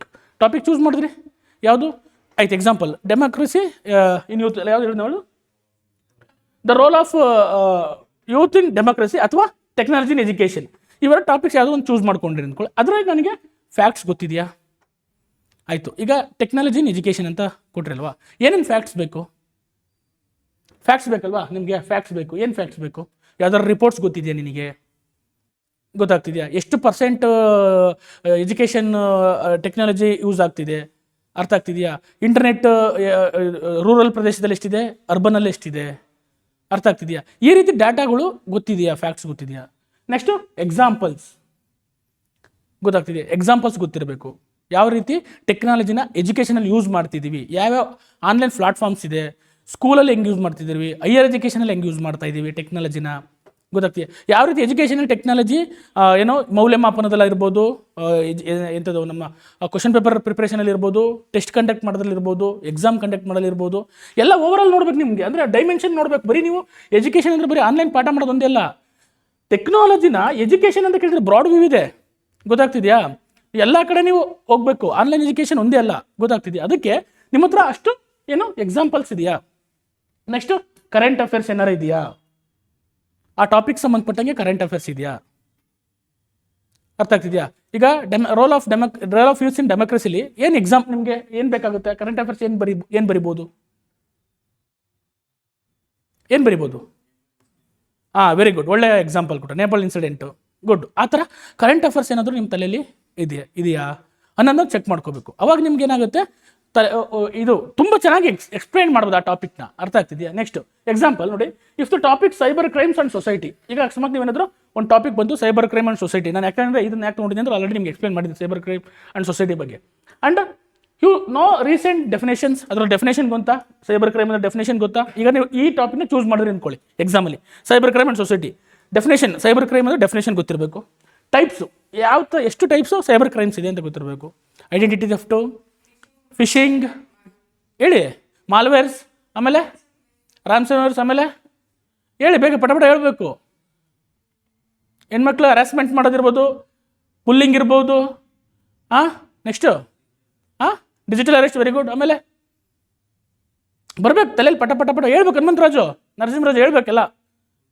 ನೀವು ಯಾವಾಗ ಬಾಯಿ ಬಿಟ್ಟು ಹೇಳ್ತೀರೋ ಅವಾಗ ನಿಮ್ಮ ತಲೆಯಲ್ಲಿ ಉಳ್ಕೊತಾವು. ಯೋಚನೆ ಮಾಡೋಕ್ಕೆ ಸುಮ್ಮನೆ ಕೂತ್ಕೋಬಾರ್ದು. ಹೇಳಿ. Hacking, very good. ಮತ್ತೆ ಇದನ್ನು ಹೇಳಿದ್ರೆ ಎಕ್ಸ್ಪ್ಲೇನ್ ಮಾಡೋದು ಹೇಳ್ತಾ ಇರೋದು ನಿಮಗೆ. Cyber theft, very good. ಆಮೇಲೆ ಐಡೆಂಟಿಟಿ ಥೆಫ್ಟ್, ವೆರಿ ಗುಡ್. ಆಮೇಲೆ ನೆಕ್ಸ್ಟು ಹೇಳೋ ಆಕಾಶ, ಇವನೇ ಆಕಾಶಲ್ಲಿ ಬರ್ತಾನಂದು ಇನ್ನೂ ಎಷ್ಟೊತ್ತಾಗ, ಆಯಿತಾ? ನೆಕ್ಸ್ಟು ಕೇಸಸ್, ರೀಸೆಂಟ್ ಯಾವುದಾದ್ರು ಕೇಸಸ್ಸು ಆಗಿರ್ಬೋದು, ಲಾಸ್ ಯಾವುದಾದ್ರು ಲಾಗಳು ಯಾವಿದೆ. ಈಗ ಸೈಬರ್ ಕ್ರೈಮ್ನ ಪ್ರಿವೆನ್ಷನ್ ಮಾಡೋಕ್ಕೆ ಯಾವ ಲಾ ಆಗಿದೆ? ಯಾವ ಲಾ ಆ್ಯಕ್ಟು ಯಾವುದಿದೆ? CRT ಏನದು? ಇದು ಏನು ಗೌರ್ಮೆಂಟ್ ಒಂದು ಸಂಸ್ಥೆ ಸೈಬರ್ ಕ್ರೈಮ್ನ ಥೆಫ್ಟ್ ಮಾಡೋದು, ಕರೆಕ್ಟ್? ಅದು ನಿಮ್ಗೊಂದು. ಬಟ್ ನಾನು ಲಾ ಕೇಳ್ತಾ ಇದ್ದೀನಿ, ಆ್ಯಕ್ಟ್ ಕೇಳ್ತಾ ಇದ್ದೀನಿ. ಸೈಬರ್ ಕ್ರೈಮ್ ಬರೀಬೇಕಾದ್ರೆ ನೀವು ಇನ್ಫಾರ್ಮೇಷನ್ ಟೆಕ್ನಾಲಜಿಗೆ IT ಆ್ಯಕ್ಟ್ ಬಗ್ಗೆ ಗೊತ್ತಿಲ್ಲ ಅಂತ ನೀವು ಏನು ಬರೀತೀರ? Cyber crime IT act 2000 IT information technology act, ಗೊತ್ತಾಗ್ತಿದೆಯಾ? ನೆಕ್ಸ್ಟು BNSS, IPC ಇತ್ತು, ಅದು IPS BNSS ಆಗಿದೆ, ಗೊತ್ತಾಗ್ತಿದೆಯಾ? ಇವೆಲ್ಲ ಗೊತ್ತಿರ್ಬೇಕು ಇನ್ಫಾರ್ಮೇಷನ್ ನಿಮಗೆ, ಗೊತ್ತಾಗ್ತಿದೆಯಾ? ಲಾಸ್ಟ್ ಮತ್ತೆ ಡಿಜಿಟಲ್ ಟ್ರೆಂಡ್ಸ್. ಈಗ ಪ್ರೆಸೆಂಟ್ ಏನು ಟ್ರೆಂಡ್ಸ್ ಇದೆ? ಡಿಫೇಕ್ ಇರ್ಬೋದು, ChatGPT ಆಗಿರ್ಬೋದು. ಯಾಕೆಂದರೆ ಅದರಿಂದ ಸೈಬರ್ ಡಿಫೇಕ್ ಯೂಸ್ ಮಾಡಿಕೊಂಡು ಏನು ಮಾಡ್ತಾರೆ, ಸೈಬರ್ ಕ್ರೈಮ್ಸ್ ಮಾಡ್ತಾ ಇದ್ದಾರೆ, ಹೌದು ತಾನೆ? ಆ ಥರದ್ದು ಗೊತ್ತಿರಬೇಕು. Next current affairs. ಏನು ಕರೆಂಟ್ ಅಫೇರ್ಸು? CRT ಬಗ್ಗೆ ಹೇಳಿದ್ರು ಅವರು, ಅರ್ಥ ಆಗ್ತಿದೆಯಾ? ಈ ರೀತಿ ನಿಮಗೆ ಡ್ಯಾಟ್ಸ್ ಆಫ್ ಫ್ಯಾಕ್ಟ್ಸ್ ಗೊತ್ತಿದ್ರೆ ಮಾತ್ರನೇ ಆ ಎಸ್ಸೆನ ಚೂಸ್ ಮಾಡಬೇಕು. ಆವಾಗ ನಿಮ್ಮ ಎಸ್ಸೆ ಯಾಕೆ ನಿಮಗೆ ಸರ್ ಅರ್ಧಕ್ಕೆ ಬರ್ತೈತೆ, ಕಂಟೆಂಟ್ ಬರ್ತಾ ಇಲ್ಲ ಅಂತಂದರೆ ದಿಸ್ ಈಸ್ ದ ರೀಸನ್. ನೀವು ಚೂಸ್ ಮಾಡ್ಬೇಕಾದ್ರೆ ನಿಮಗೆ ಅದರಲ್ಲಿ facts, ಡೆಫಿನೇಷನ್ಸು, current affairs, data, reports ಗೊತ್ತಿಲ್ಲದೆ ಚೂಸ್ ಮಾಡ್ಕೊತೀರಾ, ಬರೆಯೋಕೆ ಹೋಗ್ತೀರಾ, ಅಲ್ಲಿ ಏನು ಬರೀಬೇಕು ಅಂತ ಗೊತ್ತಾಗಲ್ಲ, ಟೈಮ್ ಕಿಲ್ ಆಗುತ್ತೆ. ಅದ್ರ ಜೊತೆಗೆ ಕರೆಕ್ಟಾಗಿ ಒಂದು ಪ್ಯಾಟರ್ನ್ ಬರೋಲ್ಲ, ಅರ್ಧಕ್ಕೆ ನಿಲ್ಲಿಸ್ತೀರಾ. This is the fact. ಅದಕ್ಕೆ ಹೇಳ್ತಿರೋದು ಫ್ಯಾಕ್ಟ್ಸ್ನ ಚೆನ್ನಾಗಿ ಕವರ್ ಮಾಡ್ಕೋಬೇಕು. ಅದಕ್ಕೆ ನಾನು ಯಾಕೆ ಫ್ಯಾಕ್ಟ್ಸ್ನ ಸಂಗ್ರಹಿಸ್ಕೊಳ್ಳಿ, ಗೊತ್ತಾಗ್ತಿದೆಯಾ? ಬರ್ಕೊಳ್ಳಿ, ಒಂದು ಕಡೆ ನೋಟ್ ಮಾಡ್ಕೊಳ್ಳಿ. ಮಹಿಳಾ ಸಬಲೀಕರಣ ಒಂದು ಕಡೆ, ಡಿಜಿಟಲ್ ಸೈಬರ್ ಕ್ರೈಮಿಂಗ್ ಒಂದು ಕಡೆ ಬರ್ಕೊಂಡು ಹೋಗಿ ನೋಟ್ ಮಾಡ್ಸೋಣ ಹೋಗಿ, ಅದು ನಿಮಗೆ ಈಸಿ ಆಗುತ್ತೆ. ಅರ್ಥ ಆಗ್ತಿದೆಯಾ? Next facts and data. ಲಾಸ್ಟಿಗೆ ಫ್ಯಾಕ್ಟ್ಸ್ ಆ್ಯಂಡ್ ಡಾಟಾ ಗೊತ್ತಿರಬೇಕು. ಇಷ್ಟು ನಿಮ್ಮ ಎಸ್ಸಿನಲ್ಲಿ ಇರಬೇಕು. ಏನೋ ಡೆಫಿನೇಷನ್ ಇತ್ತು ಅಂದರೆ ಅದರಲ್ಲಿ ಡೆಫಿನೇಷನ್ ಬರೀಲೇಬೇಕಾಗುತ್ತೆ. ಲೈಕ್ ಸೋಷಿಯಲ್ ಜಸ್ಟಿಸ್, ಸಾಮಾಜಿಕ ನ್ಯಾಯದ ಬಗ್ಗೆ ಕೇಳಿದಾಗ, ಒಳ ಮೀಸಲಾತಿ ಬಗ್ಗೆ ಕೇಳಿದಾಗ, ಕೋಮುವಾದದ ಬಗ್ಗೆ ಕೇಳಿದಾಗ, ಸೆಕ್ಯುಲರಿಸಮ್ ಬಗ್ಗೆ ಕೇಳಿದಾಗ ನೀವೇನೋ ಡೆಫಿನೇಷನ್ ಬರೀಲೇಬೇಕು ಆ ಥರದ್ದು ಬಂದಾಗ. ನೆಕ್ಸ್ಟು ಅದರಲ್ಲಿ ಏನೋ ಟೈಪ್ಸ್ ಬರುತ್ತೆ, ಯಾವುದಾದ್ರೂ ಈಗ ಸೈಬರ್ ಕ್ರೈಮ್ಸ್ ಅಂದರೆ ಟೈಪ್ಸ್ ಬರುತ್ತೆ, ನಿರುದ್ಯೋಗದ ಬಂದಾಗ ಟೈಪ್ಸ್ ಬರುತ್ತೆ, ಅರ್ಥ ಆಗ್ತಿದೆ. ನೆಕ್ಸ್ಟು ಲಾಸ್, ಯಾವುದೇ ಎಸ್ಸೆ ಬಂದರೂ ಲಾ ಅಂತೂ ಇದ್ದೇ ಇರುತ್ತೆ, ಆ್ಯಕ್ಟು, ಕಾನೂನುಗಳು, ಮತ್ತು ಅದಕ್ಕೊಂದು ಇದ್ದೇ ಇರುತ್ತೆ ಅಲ್ವಾ, ಕಾನೂನುಗಳು ಇದ್ದೇ ಇರ್ತವೆ, ಅದಕ್ಕೆ ನೀವು ಒಂದು ಮೆನ್ಷನ್ ಮಾಡಲೇಬೇಕು. ಯಾವ್ದಾರು ತೊಗೊಳ್ಳಿ ನೀವು, ಯಾವ್ದಾರು ತೊಗೊಳ್ಳಿ, ಈ ಕೋಮುವಾದನ ರಿವರ್ಸ್ ಮಾಡೋಕ್ಕೆ ಯಾವ್ಯಾವ ಲಾ ಇದೆ, ಕೋಮುವಾದನ ಕಮ್ಮಿ ಮಾಡೋಕ್ಕೆ ಅವು ಬರೀಬೇಕಾಗುತ್ತೆ, ಮೆನ್ಷನ್ ಮಾಡಬೇಕಾಗುತ್ತೆ. ನೆಕ್ಸ್ಟು ಇನ್ನು ಕರೆಂಟ್ ಅಫೇರ್ಸ್ ಅಂತೂ ನೀವು ಪ್ರೆಸೆಂಟ್ ಕರೆಂಟ್ ಅಫೇರ್ಸ್ ಅಪ್ಡೇಟ್ ಆಗ್ತಾ ಇರಬೇಕು, ನಾನು ಅದಕ್ಕೆ ಹೇಳ್ತಾ ಇರೋದು. ಯಾವುದೇ ಟಾಪಿಕ್ ಬಂದರೂ ಕರೆಂಟ್ ಅಫೇರ್ಸ್ ನಿಮಗೆ ಗೊತ್ತಿರಬೇಕು ಅದ್ರ ಬಗ್ಗೆ, ಓಕೆನಾ. ಈ ರೀತಿ ನಿಮಗೆ ಗೊತ್ತಿರಬೇಕು. ನೆಕ್ಸ್ಟು ಇದೆಲ್ಲ ಗೊತ್ತಿದ್ರೆ ನೀವು ಒಳ್ಳೆ ಬೆಟರ್ ಎಸ್ಸೆನ ಚೆನ್ನಾಗಿ ಬರೀತೀರ, ಓಕೆನಾ. ಇದನ್ನು ಅರ್ಥ ಮಾಡ್ಕೋಬೇಕು. Next select the topic with wider dimensions, ಗೊತ್ತಾಯ್ತಾ. ಈಗ ನಿಮಗೆ ಫ್ಯಾಕ್ಟ್ಸು ಎಲ್ಲ ಗೊತ್ತು, ಒಂದು ಟಾಪಿಕ್ ಬಗ್ಗೆ ಫ್ಯಾಕ್ಟ್ಸ್ ಗೊತ್ತು, ರಿಪೋರ್ಟ್ಸ್ಗಳು ಗೊತ್ತು, ಡೆಫಿನೇಷನ್ಸ್ ಗೊತ್ತು, ನಂಗೆ ಮಾಹಿತಿ ತುಂಬ ಗೊತ್ತು, 800 to 1000 ವರ್ಡ್ಸ್ ಬರಿತೀನಿ ಅನ್ನೋ ಒಂದು ಕಾನ್ಫಿಡೆನ್ಸ್ ಮುಂದೆ. ಈಗ ವೈಡರ್ ಡೈಮೆನ್ಷನ್ ತಗೋಬೇಕು, ಗೊತ್ತಾಗ್ತಿದೆಯಾ. ಯಾವ ಟಾಪಿಕ್ಗೆ ಜಾಸ್ತಿ ಡೈಮೆನ್ಷನ್ ಸಿಗ್ತವೆ ಆ ಟಾಪಿಕ್ಸ್ನ ಚೂಸ್ ಮಾಡಬೇಕು. ಎಕ್ಸಾಂಪಲ್ ನೋಡಿ, choose the topics where you can cover multiple aspects, ಬೇರೆ ಬೇರೆ ಆಯಾಮಗಳನ್ನು ಕವರ್ ಮಾಡೋ ಟಾಪಿಕ್ಸ್ನ ತಗೋಬೇಕು, ಗೊತ್ತಾಗ್ತದೆ. ಎಕ್ಸಾಂಪಲ್ ಸೊಸೈಟಿ ಬಗ್ಗೆ ಬಂದಾಗ, ಎಕನಾಮಿಕ್ ರಿಲೇಟೆಡ್ ಬಂದಾಗ ನೋಡಿ, impact on society, people, culture ಎಲ್ಲ ಬರಿಬೋದು. ಸೋಷಿಯಲ್ ಬಂದಾಗ ಎಕನಾಮಿಕ್ ಡೆವಲಪ್ಮೆಂಟು, ಕಾಸ್ಟ್ ಬೆನಿಫಿಟ್ಸ್ ಅದ್ರ ಬಗ್ಗೆ ಬರಿಬೋದು. ಪೊಲಿಟಿಕಲ್ ಬಂದಾಗ ಪಾಲಿಸೀಸು, ಗವರ್ನೆನ್ಸು ಮತ್ತು ಲಾ ಆ್ಯಂಡ್ ಆರ್ಡರ್ ಬಗ್ಗೆ ಬರಿಬೋದು. ಟೆಕ್ನಾಲಜಿ ಬಂದಾಗ ಡಿಜಿಟಲ್, AI, ಸ್ಪೇಸ್, ಇಂಟರ್ನೆಟ್ ಈ ಥರ ಎಲ್ಲ ಬರೋದು. ಅಂದರೆ ಲೈಕ್ ನಿಮಗೆ ಏನು ಮಲ್ಟಿಪಲ್ ಡೈಮೆನ್ಷನ್ನ ಕೊಡೋಕ್ಕೆ ಆಗುತ್ತೆ. ಎಥಿಕ್ಸ್ ಬಂದಾಗ morality, values, justice, this is the what examiner love balance analysis. ಅಂದರೆ ಯಾವುದೇ ಒಂದು ಟಾಪಿಕ್ ಬಂದಾಗ ಈ ಸೋಷಿಯಲ್ ಆಸ್ಪೆಕ್ಟ್ ಕವರ್ ಆಗಬೇಕು, ಎಕನಾಮಿಕ್ ಆಸ್ಪೆಕ್ಟ್ ಕವರ್ ಆಗಬೇಕು, ಪೊಲಿಟಿಕಲ್ ಆಸ್ಪೆಕ್ಟ್ ಕವರ್ ಆಗಬೇಕು, ಟೆಕ್ನಾಲಜಿಕಲ್ ಆಸ್ಪೆಕ್ಟ್ ಕವರ್ ಆಗಬೇಕು, ಎಥಿಕಲ್ ಆಸ್ಪೆಕ್ಟ್ ಕವರ್ ಆಗಬೇಕು, ಜೊತೆಗೆ ಎನ್ವೈರನ್ಮೆಂಟಲ್ ಆಸ್ಪೆಕ್ಟು ಇದ್ದರೆ ತಗೋಬೇಕು, ಅಥವಾ ಇನ್ನೂ ಏನಾದರೂ ಇದ್ದರೆ ನೀವು ಅದರಲ್ಲಿ ತಗೊಳ್ತಾ ಹೋಗ್ಬೋದು, ಗೊತ್ತಾಗ್ತಿದೆಯಾ. ಈ ಥರ ಡೈಮೆನ್ಷನ್ ಯಾವ ಟಾಪಿಕ್ಕಿಗೆ ಜಾಸ್ತಿ ಕೊಡ್ಬೋದು ಅನ್ನೋದನ್ನ ನೀವು ಚೂಸ್ ಮಾಡಬೇಕು, ಅರ್ಥ ಆಗ್ತಿದೆಯಾ. ಈ ಥರ ಡೈಮೆನ್ಷನ್ ಕೊಟ್ಟರೆ ಅಂದ್ಕೊಳ್ಳಿ, ಅವಾಗ ಏನಾಗುತ್ತೆ ಎಕ್ಸಾಮ್ನರ್ಗೆ ಇಷ್ಟ ಆಗುತ್ತೆ, ಎಲ್ಲ ಡೈಮೆನ್ಷನು ಬರೆದಿದ್ದೇನೆ, ಇವನು ಎಲ್ಲ ವಿಷಯನೂ ತಿಳ್ಕೊಂಡಿದ್ದೇನೆ, ಗೊತ್ತಾಗ್ತಿದೆ. ಅದನ್ನೇ ಎಸ್ಸೆ ಅಂದರೆ ಅದನ್ನೇ. ಪ್ರಬಂಧ ಅಂದರೆ ಎಲ್ಲ ಆಯಾಮಗಳಲ್ಲೂ ಒಂದು ವಿಷಯನ ಮಂಡಿಸೋದು. ಪ್ರಬಂಧ ಅಂದರೆ ಅದನ್ನೇ, ಎಲ್ಲ ಒಂದು ವಿಷಯನ ಎಲ್ಲ ಆಯಾಮಗಳಿಂದ ವಿಶ್ಲೇಷಣೆ ಮಾಡೋದು. ಒಂದು ಇದೆ, ಅವ್ರ ಆ್ಯಂಗಲಿಂದ ಏನು, ಇವ್ರ ಆ್ಯಂಗಲಿಂದ ಏನು, ಇವ್ರ ಆ್ಯಂಗಲಿಂದ ಏನು, ಎಲ್ಲರ ಆ್ಯಂಗಲಿಂದ ನೋಡೋದು ಆ ಪ್ರಬಂಧನ. ಅದನ್ನ ನೀವು ಪ್ರೆಸೆಂಟ್ ಮಾಡಬೇಕಾಗಿರೋದು ಎಕ್ಸಾಮಲ್ಲಿ. ಅರ್ಥ ಆಗ್ತಿದೆ ಅಂದ್ಕೊತೀನಿ, ಆಗ್ತಾ ಇದೆಯಾ? ಸೈಲೆಂಟಾಗಿ ಕೂತ್ಕೊಂಡ್ರಿ ಏಕೋ, ಓಕೆನಾ. ನೆಕ್ಸ್ಟು ಇನ್ನೊಂದು ಮೇಯ್ನ್ ಮಾಡಬೇಕಾಗಿರೋದು, ಹುಡುಗರು ಚೂಸ್ ಮಾಡಬೇಕಾದ್ರೆ ಎಸ್ಸೆನ ರಾಂಗ್ ಡಿಸಿಷನ್ ತಗೊಂಡು avoid extremely narrow and controversial topics. ಏನು ನ್ಯಾರೋ ಟಾಪಿಕ್ಸ್, ಏನು ಕಾಂಟ್ರವರ್ಷಿಯಲ್ ಟಾಪಿಕ್ಸ್ ಅಂತ ನೋಡೋಣ, ಗೊತ್ತಾಯ್ತಾ. ಕಾಂಟ್ರವರ್ಷಿಯಲ್ ಟಾಪಿಕ್ಸು ಮತ್ತು ನ್ಯಾರೋ ಟಾಪಿಕ್ಸ್ ಅಂದರೆ ನಿಮ್ಗೆ ಅದಕ್ಕೆ ಡೈಮೆನ್ಷನ್ ಜಾಸ್ತಿ ಕೊಡೋಕ್ಕಾಗಲ್ಲ, ಲಿಮಿಟೆಡ್ ಏನಿರುತ್ತೆ ಇನ್ಫಾರ್ಮೇಷನ್ ಇರುತ್ತೆ, ನೀವು ಅದಕ್ಕೆ ಜಾಸ್ತಿ ಬರೆಯೋಕ್ಕಾಗಲ್ಲ. ಆ ಥರ ಟಾಪಿಕ್ಸ್ನ ಚೂಸ್ ಮಾಡೋಕ್ಕೆ ಹೋಗಬೇಡಿ. ಕೊಟ್ಟರೆ ಆ ಥರದ್ದು ಎಕ್ಸಾಂಪಲ್ ನೋಡಿ, narrow topics limit your content, ನಿಮ್ಮ ಕಂಟೆಂಟ್ನ ಲಿಮಿಟ್ ಮಾಡುತ್ತೆ, ವಿಷಯ ಜಾಸ್ತಿ ಇರಲ್ಲ, ನಿಮಗೆ 800 to 900 ವರ್ಡ್ಸ್ ಬರೆಯೋಕ್ಕಾಗಲ್ಲ. ಅದಕ್ಕೆ ಏನು ಮಾಡಿ ಅದನ್ನು ಅವಾಯ್ಡ್ ಮಾಡಿ. ಹೈಲಿ ಪೊಲಿಟಿಕಲ್, ರಾಜಕೀಯವಾಗಿರೋ ಯಾವುದೇ ಒಂದು ಬಂತು ಅಂದರೂ ತೊಗೋಬೇಡಿ, ಯೂಶ್ವಲಿ ಕೊಡಲ್ಲ. ನನ್ನ ಪ್ರಕಾರ PSC ಎಕ್ಸಾಮ್ಸಲ್ಲಂತೂ ಆ ಥರ ಯಾವುದೂ ಕಾಂಟ್ರವರ್ಷಿಯಲ್ ಟಾಪಿಕ್ಸ್ಗಳು ಕೊಟ್ಟಿಲ್ಲ. ಬಟ್ UPSCಲಿ ಕೊಡ್ತಾರೆ, ಚೂಸ್ ಮಾಡಲಿ, ಅದನ್ನು ಹೆಂಗೆ ಅವನು ಸಬ್ಸ್ಟ್ಯಾಂಟ್ ಮಾಡ್ತಾನೆ, ಅದನ್ನು ಹೆಂಗೆ ನ್ಯೂಟ್ರಲೈಸ್ ಮಾಡಿ ಬರೀತಾನೆ ಅನ್ನೋದ್ರ ಬಗ್ಗೆ ಕೊಡ್ತಾರೆ. ಅದನ್ನು UPSCಲಿ ಹೆಲ್ಪ್ ಆಗುತ್ತೆ ಈ ಥರದ್ದು. ನಾನು ಹೇಳ್ತಾರೆ ಕಾಂಟ್ರವರ್ಷಿಯಲ್ ಟಾಪಿಕ್ಸ್ನ ಅವಾಯ್ಡ್ ಮಾಡೋಕ್ಕೆ, ಗೊತ್ತಾಗ್ತಿದೆಯಾ. Highly political and controversial ones can be backfire is not handled neutrally. ಕರೆಕ್ಟಾಗಿ ನೀವೇನಾದರೂ ಅದನ್ನು ಬ್ಯಾಲೆನ್ಸ್ ಮಾಡಿ ಬರಲಿಲ್ಲ ಅದನ್ನಂದರೆ ಅವಾಗ ಏನಾಗುತ್ತೆ, ನಿಮಗೆ ಬ್ಯಾಕ್ ಫೈರ್ ಆಗುತ್ತೆ, ಮಾರ್ಕ್ಸು ಕಡಿಮೆ. ಯಾಕೆಂದರೆ ಇಲ್ಲಿ ನಿಮಗೆ ಬರೀ 20 ಮಾರ್ಕ್ಸಿಗೆ ಇರುತ್ತೆ, ಯಾವುದು PSIಲಿ ಕ್ವಶನ್ಸು. ಆದರೆ UPSCಲಿ ಇಷ್ಟು 125 + 125 ಒಟ್ಟು 250 ಮಾರ್ಕ್ಸ್ಗೆ ಏನಿರುತ್ತೆ, ಎಸ್ಸೆ ರೈಟಿಂಗ್ ಇರುತ್ತೆ. ಅದಕ್ಕೋಸ್ಕರ ಇಲ್ಲಿ ಈ ಎಲ್ಲ ಅಂಶಗಳನ್ನು ಅಲ್ಲಿ ತುಂಬ ನಾನು ಇಲ್ಲಿ ಬರೀ PSIಗೆ ಮಾತ್ರ ಹೇಳ್ತಿಲ್ಲ, ನೀವು ಇವನ್ ನಾಳೆ KS ಬರೆಯೋಕೆ ಹೋದಾಗಲೂ, ನೀವು ನಾಳೆ UPSC ಬರೆಯೋಕೆ ಹೋದ್ರೂ ನಿಮ್ಗೆ ಅದು ಹೆಲ್ಪ್ ಆಗಬೇಕು. ಆ ಒಂದು ದೃಷ್ಟಿಕೋನದಲ್ಲಿ ನಿಮ್ಗೆ ಎಕ್ಸ್ಪ್ಲೇನ್ ಮಾಡ್ತಾ ಇದ್ದೀನಿ. ಒಂದ್ಸತಿ ನೀವು ಎಸ್ಸೆ ಬಗ್ಗೆ ತಿಳ್ಕೊಂಡ್ರೆ ನೀವು ಬೇರೆ ಇನ್ನೇನು ತಿಳ್ಕೊಳ್ಳೋ ಅವಶ್ಯಕತೆ ಇರಲ್ಲ. ಇಷ್ಟೆಲ್ಲ ತಿಳ್ಕೊಂಡ್ರೆ ಇದೇ ಥಿಯರೀಸ್, ಇದೇ ಸಿದ್ಧಾಂತ, ಇದೇ ಒಂದನ್ನ ನೀವೇನು ಮಾಡ್ಬೋದು, UPSC KPSCಗೆ ಅಪ್ಲೈ ಮಾಡ್ಬೋದು. ಸಿಂಪಲ್. ನೀವು ಮತ್ತೆ ಎಸ್ಸೆ ರೈಟಿಂಗ್ ಬೇರೆ ಕ್ಲಾಸಸ್ ಕೇಳೋ ಅವಶ್ಯಕತೆ ಇಲ್ಲ. ಓದಿ ಬೇಕಾದ್ರೆ ಎಸ್ಸೆ ರೈಟಿಂಗ್ ತುಂಬ ವಿಷಯಗಳನ್ನ ಓದಿ, ಯಾರ್ದಾದ್ರು ಬುಕ್ಸ್ ಇದ್ರೆ ಓದಿ, ಗೊತ್ತಾಗ್ತಿದೆಯಾ, ಕಂಟೆಂಟ್ ತಿಳ್ಕೊಳ್ಳಿ. ಬಟ್ ಪ್ಯಾಟ್ರನ್ ಇದೆ ಸೇಮ್, ರೂಲ್ಸ್ ಇದೆ ಸೇಮ್, ನೀವು ಪ್ರಿಪ್ರೇಷನ್ ಸೇಮ್, ಅರ್ಥ ಆಗ್ತಿದೆಯಾ. ಇದು ನಿಮ್ಗೆ ಗೊತ್ತಾಗಬೇಕು. ಅದಕ್ಕೋಸ್ಕರ ನಾನು ಎಲ್ಲ ಹೇಳ್ತೀನಿ, ಕಾಂಟ್ರವರ್ಷಿಯಲ್ ಟಾಪಿಕ್ಸ್ನ ಯಾವ ರೀತಿ ಅವಾಯ್ಡ್ ಮಾಡಬೇಕು, ಯಾವ ಕಾಂಟ್ರವರ್ಷಿಯಲ್ ಟಾಪಿಕ್ಸ್ ಅಂತ ನೋಡ್ತಾ ಹೋಗೋಣ, ಓಕೆನಾ.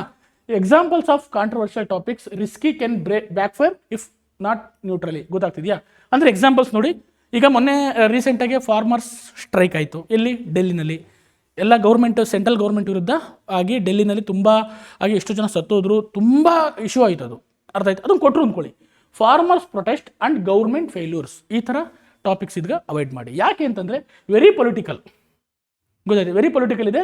Examiner fail B biased. ಅಕಸ್ಮಾತ್ ಅವನೇನಾದರೂ ಒಂದು ಗೌರ್ಮೆಂಟ್ ಪರ ಇದ್ದ ಅಂತ ಅಂದ್ಕೊಳ್ಳಿ, ಅವಾಗ ಏನಾಗುತ್ತೆ, ನೀನು ಬರ್ದಿರೋದು ಅವ್ನಿಗೆ ಇಷ್ಟ ಆಗಲಿಲ್ಲ ಅಂದರೆ ನಿನಗೆ ಮಾರ್ಕ್ಸ್ ಎತ್ತಿದ್ರು. ಆಗ್ತಿದೆಯಾ? ಅದಕ್ಕೋಸ್ಕರ ಈ ಥರ ಈ ಕಾಂಟ್ರವರ್ಷಿಯಲ್ ಟಾಪಿಕ್ಸು, ಗೊತ್ತಾಗ್ತಿದೆಯಾ, ಮತ್ತು ವೆರಿ ಪೊಲಿಟಿಕಲ್ ಇರೋ ಟಾಪಿಕ್ಸ್ನ ಚೂಸ್ ಮಾಡಬೇಡಿ. ಗೊತ್ತಾಗ್ತಿದೆಯಾ? ಫಾರ್ಮರ್ ಪ್ರೊಟೆಸ್ಟ್ ಅಂತ ನಿಮಗೆ ಬರ್ಬೋದು, ಈ ಟಾಪಿಕ್ ಬರ್ಬೋದು. ಗೌರ್ಮೆಂಟ್ ಫೇಲಿಯರ್ ಅಂತ ಕೊಡೋದಿಲ್ಲ ಇರ್ಬೋದು. ರೈತರ ಏನೋ ಪ್ರೊಟೆಸ್ಟ್ ಅಂದ್ರೆ ಏನು? ಪ್ರೊಟೆಸ್ಟ್ ಅಂದ್ರೆ ಏನ್ರೋ? ಪ್ರತಿಭಟನೆ. ರೈತರ ಪ್ರತಿಭಟನೆ ಅಂತ ಕೊಟ್ಟಾಗ ನಿಮ್ಗೇನು ಕೊಡ್ಬೋದು, ಕೊಟ್ಟರೆ PSC ನಲ್ಲಿ ಅವಾಯ್ಡ್ ಮಾಡಿ. ಆಯಿತಾ? Next CAA and NRC. CAA and NRC are the against democracy. CAA ಗೊತ್ತಲ್ಲ? ಗೊತ್ತಾ CAA ಅಂದರೆ?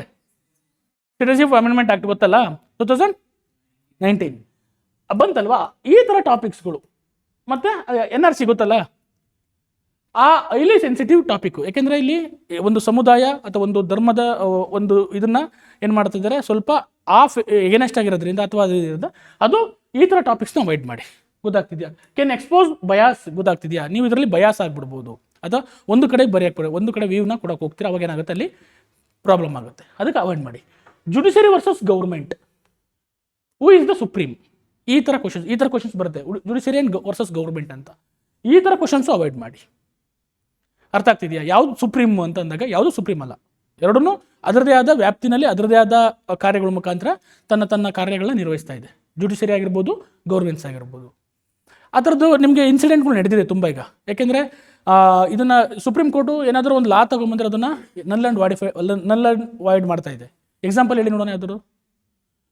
ಗೌರ್ಮೆಂಟು ಒಂದು ಆ್ಯಕ್ಟ್ ಪಾಸ್ ಮಾಡಿದೆ, ಅದನ್ನು ಸುಪ್ರೀಂ ಕೋರ್ಟು ನಲ್ ಆ್ಯಂಡ್ ವಾಯ್ಡ್ ಮಾಡಿದೆ. ನಲ್ ಆ್ಯಂಡ್ ವಾಯ್ಡ್ ಅಂದರೆ ಅದು ವೆರಿ ಗುಡ್. ಗೊತ್ತಾಗ್ತಾ? ಜುಡಿಷಿಯಲ್ ಅಪಾಯಿಂಟ್ಮೆಂಟ್ ಮಾಡಿದ್ದನ್ನು ನಲ್ ಆ್ಯಂಡ್ ವಾಯ್ಡ್ ಮಾಡ್ತು. ಗೊತ್ತಾಗ್ತಿದೆಯಾ? ಆ ಥರದ ಎಕ್ಸಾಂಪಲ್ಸ್ ಗೊತ್ತಿರಬೇಕು. ಈ ಥರ dangerous to ground to competitive exams, ಇದು ಈ ಥರ ಕಾಂಪಿಟೇಟಿವ್ ಎಕ್ಸಾಮ್ಸಲ್ಲಿ ಈ ಥರದ್ದು ಬರೀಬಾರ್ದು. ಇದನ್ನು ಅವಾಯ್ಡ್ ಮಾಡಿ. ಓಕೆನಾ? Next political dynasties and destroying India. Political dynasties ಅಂದ್ರೇನು? Are destroying India. ಏನು ಪೊಲಿಟಿಕಲ್ ಡೈನೆಸ್ಟೀಸ್ ಅಂದರೆ? Very good. ರಾಜಕೀಯ ಪರಂಪರೆ. ಅದನ್ನ ಯಾವ ಥರ ರಾಜಕೀಯ ಪರಂಪರೆ ಅಂದರೆ? Very good. ಮನೆ ರಾಜಕೀಯಗಳು ಅಂದರೆ ಕುಟುಂಬ ರಾಜಕಾರಣ ಅಂತ ಹೆಂಗೆ ಕರೀತಾರೆ, ಅದು ಆರ್ ಡೆಸ್ಟ್ರಾಯಿಂಗ್ ಇಂಡಿಯಾ. ಕರೆಕ್ಟ್, ಅದು ರಿಯಾಲಿಟಿ, ವಾಸ್ತವ, ನಿಜ ತಾನೇ ಅದು. ಬರೀ ಒಂದೇ ಕುಟುಂಬದವರು MLA ಗಳಾಗ್ತಿರೋದು, ಒಂದೇ ಕುಟುಂಬದವರು ಪೊಲಿಟಿಕಲ್ಲಿ ಪವರ್ನ ತೊಗೊತಾ ಇರೋದು, ಅದು ಡೆಮೋಕ್ರಸಿಗೆ ತೊಂದರೆನೇ. ಬಟ್ ಆದರೆ ಈ ಥರ ನೀವು ಎಕ್ಸಾಮಲ್ಲಿ ತೊಗೋಬೇಡಿ. ಇದನ್ನೆಲ್ಲಾದರೂ ಡಿಬೇಟಲ್ಲೋ ಅಥವಾ ಎಲ್ಲಾದರೂ ಇದರಲ್ಲಿ ಎಕ್ಸಾಮ್ಸ್ ಇಲ್ದಲೇ ಹೊರಗಡೆ ನೀವು ಡಿಬೇಟ್ ಮಾಡಿದ್ದೀನ, ಹೊರಗಡೆ ಬರೀ. ಬಟ್ ಎಕ್ಸಾಮಿಗೆ ಬಂದಾಗ ಇದನ್ನು ಚೂಸ್ ಮಾಡಬೇಡಿ. ಅರ್ಥ ಆಗ್ತಿದೆಯಾ? Political dynasties are destroying India ಅನ್ನೋದು ಇದು ತುಂಬ ಕಾಂಟ್ರವರ್ಷಿಯಲ್ ಟಾಪಿಕ್ಸ್ ಆಗುತ್ತೆ. ಈ ಟಾಪಿಕ್ಸ್ನ ಏನು ಮಾಡಿ, ಅವಾಯ್ಡ್ ಮಾಡಿ.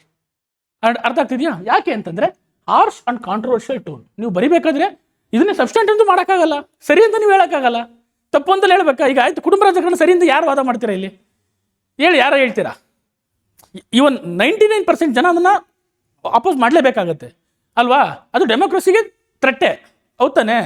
ಹಾಗಾಗಿ ಈ ಥರ ಕಾಂಟ್ರವರ್ಷಿಯಲ್ ನೀವು ಅದನ್ನು ಒಂದು ಸೈಡ್ ಬರೀತೀರಾ, ಒಂದು ಸೈಡ್ ಬರೀಬೇಕಾಗುತ್ತೆ. ಮತ್ತು ಅದು ಒಂಥರ ಆರ್ಸಾಗಿ ಹೇಳಬೇಕಾಗುತ್ತೆ, ಆ ಎಕ್ಸಾಂಪಲ್ಸ್ ಕೊಡಬೇಕಾಗುತ್ತೆ. ಕುಟುಂಬ ರಾಜಕಾರಣಗಳು ಬಂದಾಗ ನೀವು ಒಂದಷ್ಟು ಎಕ್ಸಾಂಪಲ್ಸ್ ಕೊಡಬೇಕಾಗುತ್ತೆ. ಅವಾಗ ಏನಾಗುತ್ತೆ, ಅದು ಕಾಂಟ್ರವರ್ಷಿಯಲ್ ಆಗುತ್ತೆ. ಕರ್ನಾಟಕದಲ್ಲಿರ್ಬೋದು, ಬೇರೆ ಬೇರೆ ಇಂಡಿಯಾದಲ್ಲಿ, ಔಟ್ ಆಫ್ ಇದು. ಅರ್ಥ ಆಗ್ತಿದೆಯಾ? ಅದಕ್ಕೋಸ್ಕರ ಈ ಥರ ಎಕ್ಸಾಂಪಲ್ಸ್ ಕೊಡೋಕ್ಕಾಗಲ್ಲ. ಈ ಥರದವ್ರು ಅವಾಯ್ಡ್ ಮಾಡಿ. ಬರೀ ಚೆನ್ನಾಗಿರುತ್ತೆ ಇವೆಲ್ಲ, ಬಟ್ ಆದರೆ ಮಾರ್ಕ್ಸ್ ಬರಲ್ಲ. ಅರ್ಥ ಆಗ್ತಿದೆಯಾ? ಚೆನ್ನಾಗಿರುತ್ತೆ, ಓದೋಕ್ಕೂ ಚೆನ್ನಾಗಿರುತ್ತೆ, ಬರೆಯೋಕ್ಕೂ ಚೆನ್ನಾಗಿರುತ್ತೆ. ಎಕ್ಸಾಂಪಲ್ಸ್ ಕೊಟ್ಟು ಕಾಮಿಡಿಯಾಗೆಲ್ಲ ಬರ್ಬೋದು. ಗೊತ್ತಾಗ್ತಿದೆಯಾ? ಆದರೆ ಇವನ್ನ ಏನು ಮಾಡಿ, ಆ ಥರದ ಅವಾಯ್ಡ್ ಮಾಡಿ ಎಕ್ಸಾಂಪಲ್ಲಿ. Next very very important, religious conversions and freedom India. Very important. ಏನು ರಿಲಿಜಿಯಸ್ ಕನ್ವರ್ಷನ್ ಅಂದರೆ? ಮತಾಂತರ ಇದೆಯಲ್ಲ, ಮತ್ತು ಆ್ಯಂಡ್ ಫ್ರೀಡಮ್ ಇನ್ ಇಂಡಿಯಾ. ಮತಾಂತರ ಮಾಡೋದು ಸ್ವ ಇಚ್ಛೆಯಿಂದ ಯಾವುದೇ ಧರ್ಮನ ಪಾಲನೆ ಮಾಡೋದು ನಮ್ಮ ಸಂವಿಧಾನದಲ್ಲಿ ಕೊಟ್ಟಿರೋ ಒಂದು ನಮಗೆ ಹಕ್ಕು. ಮತ್ತು ನಮ್ಮ ಧರ್ಮನ ಪ್ರಚಾರ ಮಾಡೋದು ಒಂದು ಹಕ್ಕು, ಅದು ಯಾವುದೇ ಧರ್ಮ ಇರ್ಬೋದು. ಆದರೆ ಈ ಥರ ಎಕ್ಸಾಮ್ಸ್ ಬರೆಯೋದಾಗ ನೀವು ಏನಾಗುತ್ತೆ, ಎಕ್ಸಾಂಪಲ್ಸ್ ಕೊಡಬೇಕಾಗುತ್ತೆ. ಕನ್ವರ್ಷನ್ ಯಾವ ಧರ್ಮದಲ್ಲಿ ಆಗ್ತಾ ಇದೆ, ಅದರಿಂದ ಪ್ರಾಬ್ಲಮ್ಸ್ ಏನಾಗ್ತಿದೆ, ಅಡ್ವಾಂಟೇಜ್ ಏನು, ಡಿಸ್ಅಡ್ವಾಂಟೇಜ್, ಆ ಥರದ್ದೆಲ್ಲ ಬರೀಬೇಕಾಗುತ್ತೆ. ಒಂದಷ್ಟು ಎಕ್ಸಾಂಪಲ್ ಕೊಡಬೇಕಾಗತ್ತೆ. ಕೆಲವೊಂದು ಧರ್ಮನ ನೀವು ಜಾಸ್ತಿ ಹೈಲೈಟ್ ಮಾಡಬೇಕಾಗತ್ತೆ. ಯಾವ ಧರ್ಮ ಜಾಸ್ತಿ ಇದನ್ನ ಏನೋ ರಿಲಿಜಿಯಸ್ ಆಗಿ ಕನ್ವರ್ಷನ್ಸ್ಗಳು ಮಾಡ್ತಾ ಇದೆ, ಫೋರ್ಸಿಬಲಿ ಯಾವ್ದು ಮಾಡ್ತಾ ಇದೆ ಅಲ್ವಾ? ಆ ಥರ ಬಂದಾಗ ನೀವು ಎಕ್ಸಾಂಪಲ್ಸ್ ಕೊಡಕ್ಕೆ ಹೋದಾಗ ಒಂದು ಧರ್ಮನ ಟಾರ್ಗೆಟ್ ಮತ್ತು ಕೆಲವು ಧರ್ಮದ ಹೆಸರುಗಳು ಬರೀಬೇಕಾಗುತ್ತೆ. ಅವಾಗ ಏನಾದರೂ ಸೆನ್ಸಿಟಿವ್ ಆಗಿರುತ್ತೆ ಮತ್ತು ರಿಸ್ಕಿ ಬ್ಯಾಲೆನ್ಸ್ ಮಾಡೋಕ್ಕೆ ತುಂಬ ಕಷ್ಟ ಆಗುತ್ತೆ. ಆ ಥರ ಬ್ಯಾಲೆನ್ಸ್ಡ್ ಆಗಿ ನೀವು ಎಕ್ಸಾಮಲ್ಲಿ ಬರೆಯೋಕ್ಕೆ ಕಷ್ಟ ಆಗುತ್ತೆ.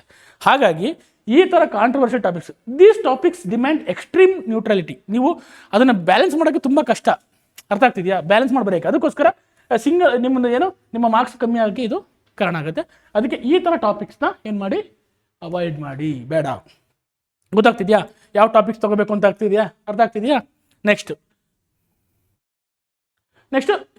Examples of narrow topics. ಈಗ ನ್ಯಾರೋ ಟಾಪಿಕ್ಸ್ ಬಗ್ಗೆ ಹೇಳ್ತೀನಿ. ಈಗ ಎಕ್ಸ್ಟ್ರೀಮ್ಲಿ ಕಾಂಟ್ರವರ್ಷಿಯಲ್ ಟಾಪಿಕ್ಸ್ ಇದೆ. ನ್ಯಾರೋ ಟಾಪಿಕ್ಸ್ ಇದ್ರೆ ಡೈಮೆನ್ಷನ್ಸ್ ಕಡಿಮೆ ಇರೋದು. ಯಾಕೆ ರುಚಿತ ನಗ್ತಾ ಇದೆಯಾ? ಟಿಕ್ ಟಾಕ್ ಬೇನಾ? ಆಯ್ತು, ಹೇಳ್ತೀನಿ. ಗೊತ್ತಾಯ್ತಾ? Examples of narrow topics, limited scope, not too much to write. ಅಂದರೆ ನಿಮಗೆ ತುಂಬ ಸ್ಕೋಪ್ ಇರಲ್ಲ, ಕಂಟೆಂಟ್ ಜಾಸ್ತಿ ಇರಲ್ಲ ಬರೆಯೋಕ್ಕೆ. ಅದಕ್ಕೋಸ್ಕರ ಈ ಟಾಪಿಕ್ಸ್ನ ಅವಾಯ್ಡ್ ಮಾಡಿ ಅಂತ. ಎಕ್ಸಾಂಪಲ್ಸ್ ನೋಡೋಣ. Impact of tick talk ban in India. Tick talk ban ಮಾಡಿದ್ರಾ? ಯಾರ್ಯಾರು ಮಾಡ್ತಿದ್ರಿ ಟಿಕ್ ಟಾಕು? ಕೈ ಹತ್ರ ಈ ಮೈಡಿ ಹುಡುಕ್ತೀನಿ ಈಗ. ಮತ್ತೆ ನೋಡು, ಅವನ ಪ್ರಾಮಾಣಿಕ ಒಪ್ಕೊಂಡ, ಕರೆಕ್ಟ್. ಆಮೇಲೆ ಆಯಿತು, ಇದು ಈಗ ರೀಲ್ಸ್ ಯಾರು ಮಾಡ್ತಾ ಇದ್ದೀರಾ? ಹೋಗ್ಲಿ, ತಪ್ಪೇನಿಲ್ಲ. ಒಳ್ಳೆ ರೀತಿ ಕಂಟೆಂಟ್ ಮಾಡಿ ರೀಲ್ಸ್ ಮಾಡೋದು ತಪ್ಪೇನಲ್ಲ. ಯಾರು ಇದ್ದೀರಾ ಹುಡುಗರು ಸೋಷಿಯಲ್ ಮೀಡಿಯಾದಲ್ಲಿ ಆ್ಯಕ್ಟಿವ್? Okay, very good. ಇರಲಿ, ತೊಂದರೆ ಇಲ್ಲ. ಅಂದರೆ ಈಗ ಬೇಡ, ಮುಗಿದ್ಮೇಲೆ ಮಾಡಿ, ಓಕೆನಾ? Two specific limited angles. ನೀವೀಗ ಟಿಕ್ ಟಾಕ್ ಬ್ಯಾನ್ ಮಾಡೋದ್ರಿಂದ ಏನಾಗುತ್ತೆ, ಅದ್ರ ಟಾಪಿಕ್ ಲಿಮಿಟೆಡ್. ಟಿಕ್ ಟಾಕು ಆ ಒಂದು ಸಬ್ಜೆಕ್ಟ್ ಮೇಲೆ ಫೋಕಸ್ ಆಗ್ತಾ ಇದೆ, ಮತ್ತು ಸ್ಪೆಸಿಫಿಕ್ ಆಗಿದೆ. ಬರೀ ಟಿಕ್ ಟಾಕ್ ಬಗ್ಗೆನೇ ಮಾತಾಡ್ಬೇಕು ನೀವು. ಇನ್ನು ಬೇರೆ ಟಾಪಿಕ್ ಬಗ್ಗೆ ಬೇರೆ ಇನ್ನು ಯಾವುದ್ರ ಬಗ್ಗೆ ಮಾತಾಡೋಕ್ಕಾಗಲ್ಲ ನೀವು.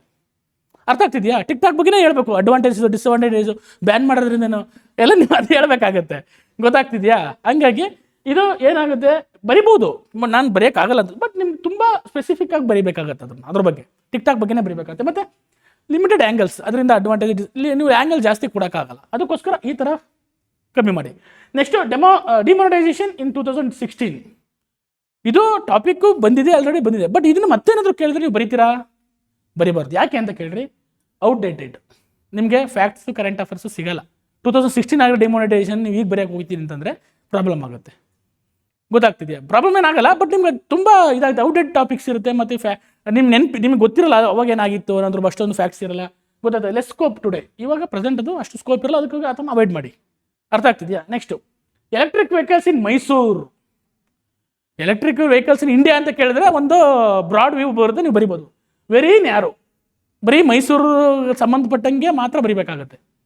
ಅರ್ಥ ಆಗ್ತಿದೆಯಾ? ಅವರ ನಾಟ್ ನ್ಯಾಷನಲಿ ರಿಲೆವೆಂಟ್. ಇಡೀ ನ್ಯಾಷನಲಿ ಅದು ಏನು ರಿಲೆವೆಂಟ್ ಇಲ್ಲ, ಬರೀ ಮೈಸೂರಿಗೆ ಸಂಬಂಧಪಟ್ಟಿರೋದ್ರಿಂದ electric vehicles in Bengaluru, electric vehicles in Karnataka ಅಂತಂದ್ರೂ ತೊಗೋಬೇಡಿ.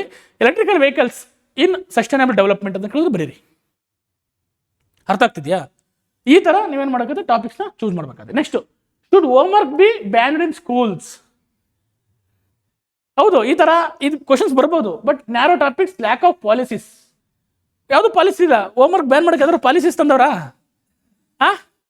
ಇಲ್ಲ, ಪಾಲಿಸೀಸ್ ಇರಲ್ಲ, ಎಕ್ಸಾಂಪಲ್ಸ್ ಇರಲ್ಲ. ಆಮೇಲೆ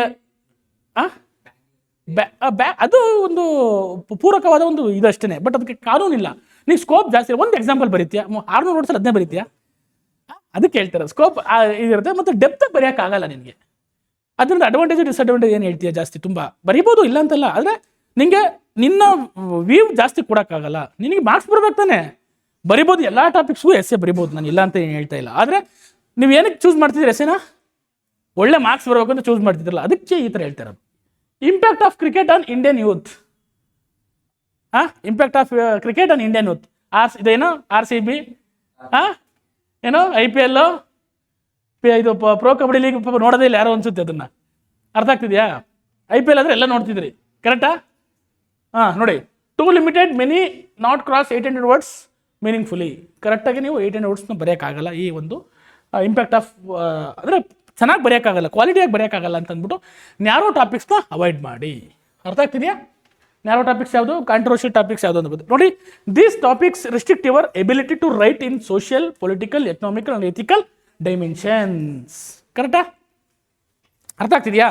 1-2-3 ಡೈಮೆನ್ಷನ್ ಕವರ್ ಮಾಡ್ಬೋದು, ಬಟ್ ಎಲ್ಲ ಡೈಮೆನ್ಷನ್ಸು ಸಹ ಇದರಲ್ಲಿ ಕವರ್ ಆಗಲ್ಲ. ಓಕೆನಾ? This is the controversial, narrow topics. Okay. Instead of aspirants should choose broad, balanced and evergreen topics. Like ಯಾವುದು ಟಾಪಿಕ್ಸ್ ಚೂಸ್ ಮಾಡಬೇಕು ಅಂದರೆ ಬ್ರಾಡ್ ವ್ಯೂ ಇರಬೇಕು, ಬ್ಯಾಲೆನ್ಸ್ಡ್ ಆಗಿ ಬರೆಯಂಗಿರಬೇಕು, ಮತ್ತು ಎವರ್ಗ್ರೀನ್ ಟಾಪಿಕ್ ಆಗಿರಬೇಕು. ಏನು ಎವರ್ಗ್ರೀನ್ ಟಾಪಿಕ್ಸ್ ಅಂದರೆ ಯಾವ ಕೊಟ್ಟರು ಸರ್ರೆ ಚಚ್ಬೋದು ಅಂತ. ಅರ್ಥ ಆಗ್ತಿದ್ಯಾ? ಇವು ನೋಡಿ ಎವರ್ಗ್ರೀನ್ ಟಾಪಿಕ್ಸ್ ಅಂತ, ಗೊತ್ತಾಗ್ತಿದ್ಯಾ? ನೋಡ್ರಿ, roll of youth in nation building, ಅರ್ಥ ಆಗ್ತಿದ್ಯಾ?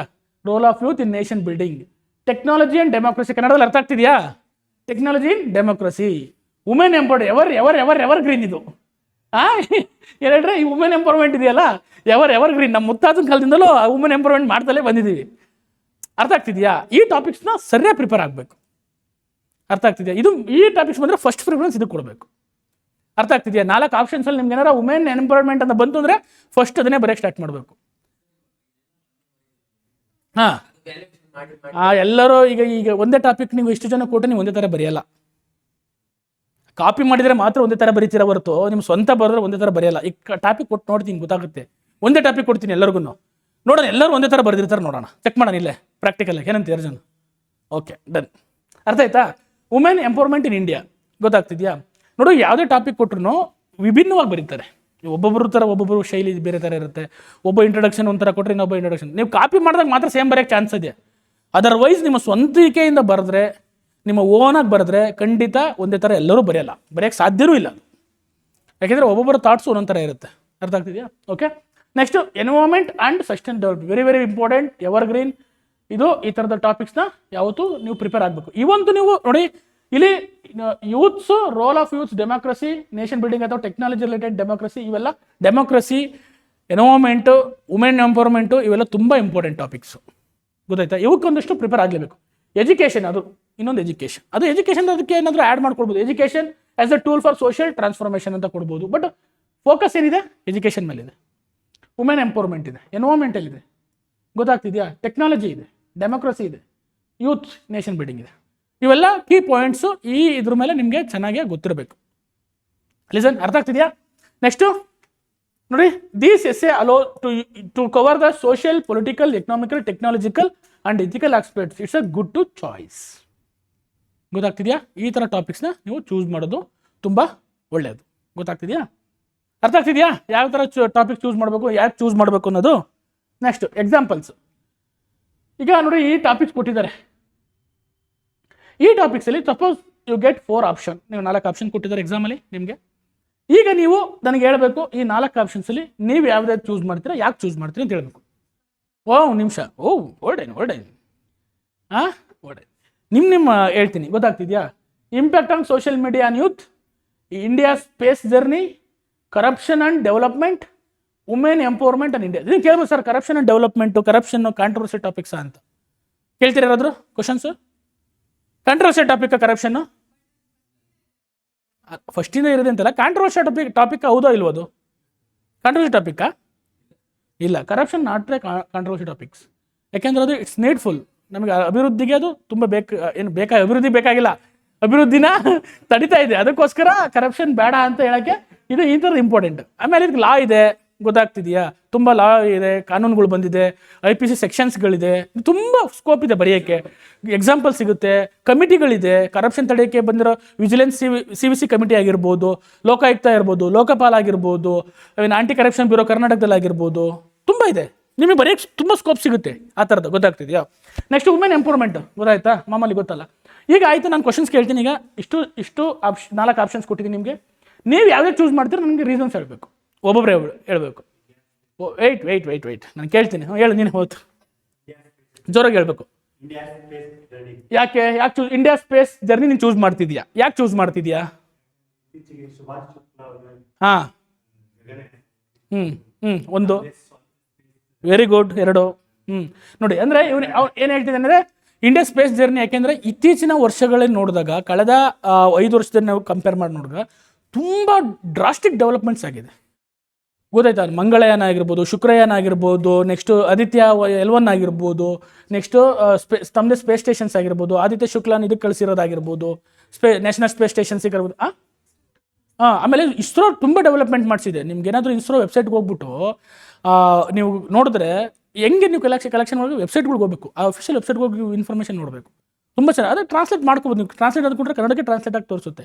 ಒಂದಷ್ಟು ನೋಟ್ ಮಾಡ್ಕೊಂಡ್ರೆ ಒಳ್ಳೆ ಇನ್ಫಾರ್ಮೇಷನ್, ಯಾವ್ಯಾವ ಅಪ್ಕಮಿಂಗ್ ಯಾವುದಾದ್ರೂ ಸ್ಪೇಸ್ ಪ್ರೋಗ್ರಾಮ್ಸ್ ಇದೆಯಾ, ಯಾವ್ಯಾವ ಅಪ್ಲಿಕೇಶನ್ಸ್ ಇದೆ, ಈಗೆಲ್ಲ ತುಂಬ ಡೆವಲಪ್ ಮಾಡಿಬಿಟ್ಟಿದೆ. ಗಗನ್ ಇರ್ಬೋದು, ಅರ್ಥ ಆಗ್ತಿದೆಯಾ? ಆ ಥರ ತುಂಬ ನಿಮಗೆ ಬರೆಯೋಕ್ಕೆ ಸಿಗುತ್ತೆ. ಇದನ್ನು ಮಾಡೋದು. ಬಟ್ ಇದನ್ನು ಯಾರು ಚೂಸ್ ಮಾಡಬೇಕು ಅಂತ ಹೇಳ್ತೀನಿ ಕೇಳಿ. ನಿಮಗೆ ನೋಡಿ ಹೇಳ್ತೀನಿ, ಇಲ್ಲೂ ತಪ್ಪು ಮಾಡ್ತೀರಾ. ಸೈನ್ಸ್ ಆ್ಯಂಡ್ ಟೆಕ್ನಾಲಜಿಯಲ್ಲಿ ಚೆನ್ನಾಗೇ ನಾಲೆಡ್ಜ್ ಇರಬೇಕು, ಟರ್ಮಿನಾಲಜೀಸ್ ಗೊತ್ತಿರಬೇಕು. ಟರ್ಮಿನಾಲಜಿಗಳು ಏನು ಟರ್ಮಿನಾಲಜೀಸ್ ಅಂದರೆ ಸ್ಪೇಸ್ ಅಂದ್ರೇನು ಆ ಬರೆಯೋಕ್ಕೆ ಗೊತ್ತಿರಬೇಕು ನಿಮಗೆ. ಆ ಸೈನ್ಸ್ ಬ್ಯಾಕ್ಗ್ರೌಂಡ್ ಇರೋದೇ ಬರೀಬೇಕು ಅಂತ ಹೇಳ್ತಾ ಇಲ್ಲ ನಾನು. ಸೈನ್ಸ್ ಬಗ್ಗೆ ತುಂಬ ನಾಲೆಡ್ಜ್ ಇರಬೇಕು ಮತ್ತು ಅದನ್ನು ಚೆನ್ನಾಗಿ ಸಬ್ಸ್ಟೆಂಟ್ ಮಾಡೋಕ್ಕೆ ಬರೀಗಿರಬೇಕು, ಎಕ್ಸಾಂಪಲ್ಸ್ ಕೊಟ್ಟು ಬರೆಯಂಗಿರಬೇಕು. ಆ ಥರದ್ದು ಚೂಸ್ ಮಾಡಬೇಕು. ಗೊತ್ತಾಗ್ತಿದೆಯಾ? ಇಲ್ಲ ಸರ್ ನನಗೆ ಅಷ್ಟೊಂದು ಸ್ಪೇಸ್ ಟೆಕ್ನಾಲಜಿ ಬಗ್ಗೆ ಗೊತ್ತಿಲ್ಲ, ನನಗೆ ಸ್ಪೇಸ್ ನ್ಯಾಷನಲ್ ಸ್ಪೇಸ್ ಬಗ್ಗೆ ಗೊತ್ತಿಲ್ಲ ಅಂದಾಗ ನಿಮಗೆ ಆದಿತ್ಯ ಎಲ್ಲವನ್ನು ಏನಕ್ಕೆ ಬಿಟ್ಟಿದ್ದೀವಿ, ಅದು ಏನು ಲಾಂಚ್ ಮಾಡಿದ್ದೀವಿ ಅನ್ನೋದ್ರ ಬಗ್ಗೆ ಗೊತ್ತಿಲ್ಲ ಅಂತಂದಾಗ ಬರೆಯೋಕ್ಕೆ ಹೋಗಬಾರ್ದು. ಇಲ್ಲಿ ಅವಾಗ ಅವಾಯ್ಡ್ ಮಾಡಿ. ಅವಾಗ ನಿಮ್ಗೆ ಯಾವ್ದು ಕಂಫರ್ಟಬಲ್ ಇರುತ್ತೆ ಅದನ್ನು ತೊಗೊಳ್ಳಿ. ನೋಡಿ ಈ 4 ಟಾಪಿಕ್ಸು ನಿಮ್ಗೆ ತುಂಬ ಫೇವರಬಲೇ, ನೀವು ಓದಿರೋದೆ ಕರೆಂಟ್ ಅಫೇರ್ಸೇ. ಬಟ್ ಅದರಲ್ಲೂ ಚೂಸ್ ಮಾಡಬೇಕಾದ್ರೆ ಭಾಳ ಕೇರ್ಫುಲ್ ಇರಬೇಕು. ಇದರಲ್ಲಿ ಯಾವುದು ಕಾಂಟ್ರವರ್ಷಿಯಲ್ ಇಲ್ಲ, ಯಾವುದು ನ್ಯಾರೋ ಟಾಪಿಕ್ಸ್ ಇಲ್ಲ, ಎಲ್ಲವೂ ಇದೆ. ಎಲ್ಲಾದರೂ ನೀವು 800 ನೋಟ್ಸು 1000 ನೋಟ್ಸ್ವರೆಗೂ ಬರಿಬೋದು. ಆದರೆ ಇದರಲ್ಲಿ ಚೂಸ್ ಮಾಡೋಕೆ ಬೆಟರ್ ಒನ್ ಯಾವ್ದು ಚೂಸ್ ಮಾಡ್ತೀರಾ? ಇದರಲ್ಲಿ ಯಾವ್ದು ಬೆಟರ್ ನೀವು ಚೂಸ್ ಮಾಡಿ ತೊಗೊಂಡಿದ್ದಕ್ಕೆ ಚೆನ್ನಾಗಿ ಬರೀತೀರ ಅನ್ನೋದ್ರ ಮೇಲೆ ಡಿಪೆಂಡ್ ಆಗುತ್ತೆ. ಈಗ ನೀನು ಚೂಸ್ ಮಾಡಿದ್ರೆ ನಿನ್ಗೆ ಗೊತ್ತಿರ್ಬೋದು ಇನ್ಫಾರ್ಮೇಷನ್, ನೀನು ತುಂಬ ಇನ್ಫಾರ್ಮೇಷನ್ ಹೇಳಿದೆ. ಕೆಲವ್ರಿಗೆ ಇಷ್ಟು ಇನ್ಫಾರ್ಮೇಷನ್ ಗೊತ್ತಿಲ್ಲದೆ ಇರ್ಬೋದು. ಆಯಿತಾ? ನೆಕ್ಸ್ಟ್ ಇನ್ಯಾವ್ದು ಚೂಸ್ ಮಾಡ್ತೀರಾ? ನೀನು ಯಾವ್ದು ಚೂಸ್ ಮಾಡ್ತೀಯ? ಇಂಪ್ಯಾಕ್ಟ್ ಆಫ್ ಸೋಷಿಯಲ್ ಮೀಡಿಯಾ ನೀವು ಚೂಸ್ ಮಾಡ್ತೀಯ. ಯಾಕೆ? ಜನರಲಾಗಿ ಅಂದರೆ ಯಾವ ಥರ? ಜನರಲಾಗಿ ಬರೀಬಾರ್ದು. ನಾನು ಹೇಳ್ತಾ ಇರೋದು ಅವತ್ತಿಂದ ಹೇಳ್ತೀನಿ, ಫ್ಯಾಕ್ಟ್ಸ್ಗಳು ಕೊಡಬೇಕು ಹೇಳ್ತಾ ಇರೋದು. ಏನು ಕರೆಂಟ್ ಅಫೇರ್ಸ್ ಆಡ್ ಮಾಡ್ತೀಯಾ? ಓಕೆ, ಹೌದು. ಅಂದರೆ ಪಾಸಿಟಿವ್ ಆಗಿ ಹೆಂಗೆ ಯೂಸ್ ಆಗುತ್ತೆ, ನೆಗೆಟಿವ್ ಹೆಂಗೆ ಯೂಸ್ ಆಗುತ್ತೆ ಅನ್ನೋದ್ರ ಬಗ್ಗೆ ಗೊತ್ತು. ಎಕ್ಸಾಂಪಲ್ಸು ಈಗ ಸೋಷಿಯಲ್ ಮೀಡಿಯಾ ಇರ್ಬೋದು, ಇನ್ಸ್ಟಾಗ್ರಾಮ್ ಆಗಿರ್ಬೋದು, ನೆಟ್ಫ್ಲಿಕ್ಸ್ ಆಗಿರ್ಬೋದು, ಈ ಥರದ್ದೆಲ್ಲ ಬರಿಬೋದು. ವೆರಿ ಗುಡ್, ಒಳ್ಳೆ ಚಾಯ್ಸ್ ಅದು. ನೆಕ್ಸ್ಟ್ ಇನ್ಯಾರು ಹನುಮಂತರಾಜ್, ನೀನು ಯಾಕೆ ಚೂಸ್ ಮಾಡ್ತೀಯ ಸೋಷಿಯಲ್ ಮೀಡಿಯಾ? ನೀವು ಯಾಕೆ?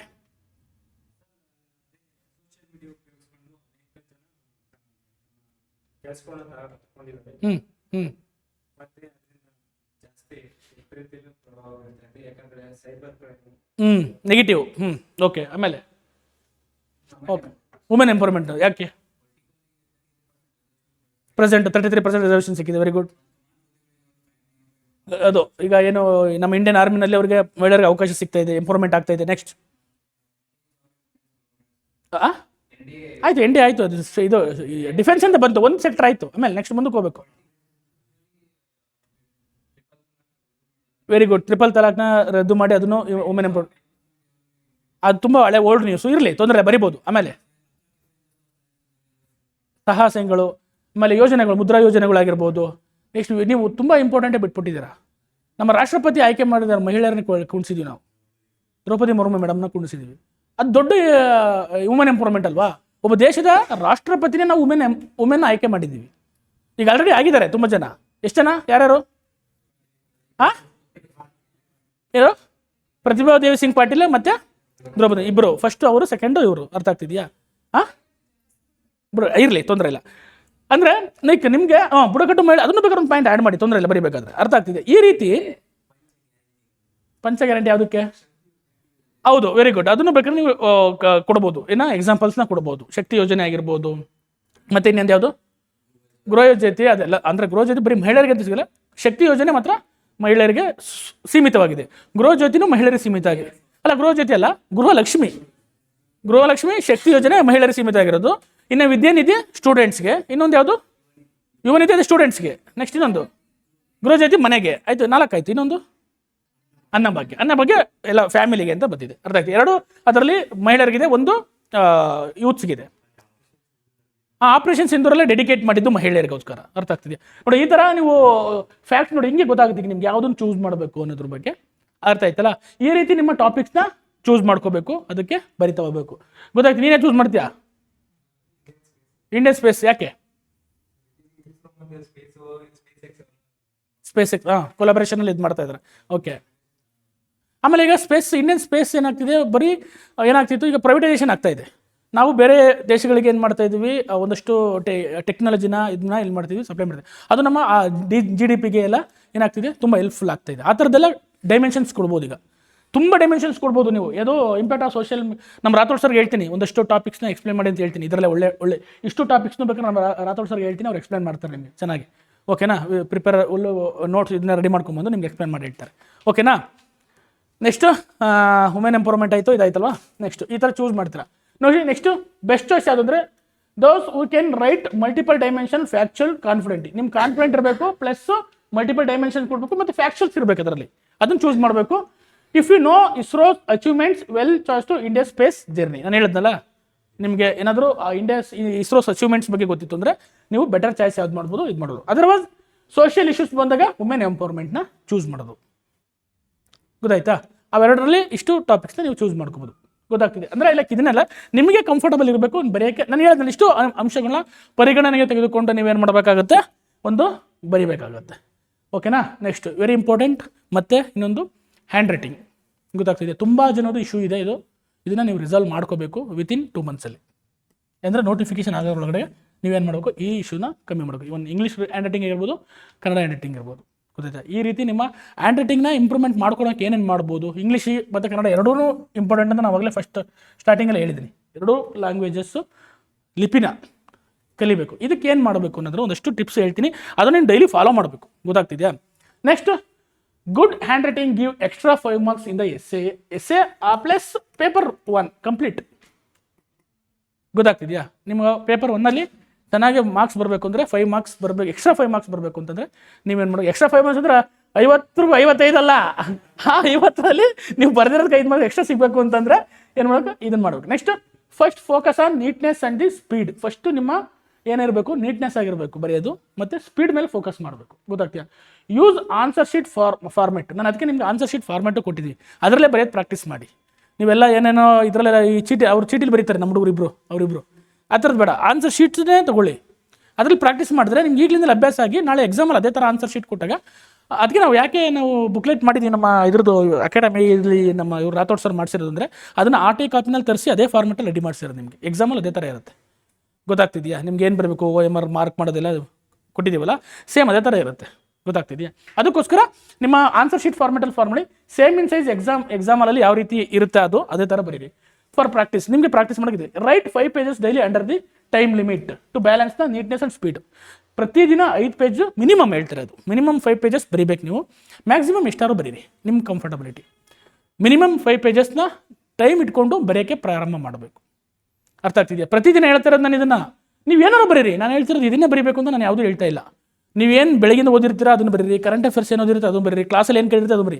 ಒಂದು ಕೆಲಸ ಮಾಡಿ, ನಾನು ಹೇಳೋದು ಕೇಳಿ, ಇವತ್ತು ಏನು ಬೆಳಗ್ಗಿಂದ ಸಂಜೆವರು ಕ್ಲಾಸಸ್ ಮಾಡಿರ್ತೀವಿ ಅದನ್ನು ರಿಕಾಲ್ ಮಾಡಿಕೊಂಡು, ಈಗ ಪೊಲಿಟಿ ಕ್ಲಾಸಸ್ ಮಾಡಿರ್ತಾರೆ, ಎಕನಾಮಿಕ್ಸ್ ಕ್ಲಾಸ್ ಮಾಡಿರ್ತಾರೆ, ಎಸ್ಸೆ ಯಾವುದೋ ಒಂದು ಟಾಪಿಕ್ ಬಗ್ಗೆ ಎಕ್ಸ್ಪ್ಲೇನ್ ಮಾಡಿರ್ತಾರೆ, ಅದನ್ನು ಕೂತ್ಕೊಂಡು ಬರೀರಿ, ನೆನೆಸ್ಕೊಂಡು ಏನು ನೋಡಬೇಡಿ, ಸುಮ್ಮನೆ ರಿಕಾಲ್ ಮಾಡಿ.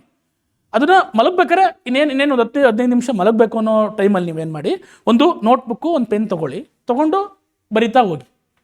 ಪಾಯಿಂಟ್ ವೈಸೇ ಬರಿತಾ ಹೋಗಿ. ಏನೇನು ಕಲ್ತಿ ರಿಕಾಲ್ ಮಾಡಿ. ಬರಲಿಲ್ಲ ನಿಮಗೆ ಅಂತಂದರೆ ನೀವು ಕರೆಕ್ಟಾಗಿ ಓದಿಲ್ಲ ಅಂತ.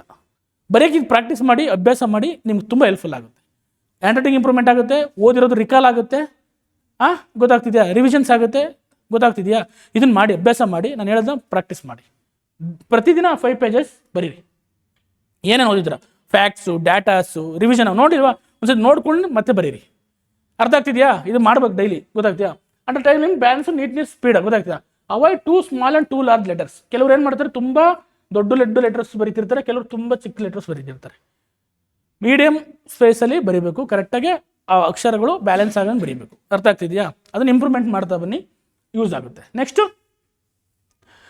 Maintain uniform size for letters. ನಾನು ಹೇಳಿದ್ನಲ್ಲ, ತುಂಬ ದಪ್ಪದು ತುಂಬ ಚಿಕ್ಕದು ಬೇಡ. Don't overwrite. ಇದು ತುಂಬ ಜನ ಮಾಡ್ತಾ ಇದ್ದೀರಾ.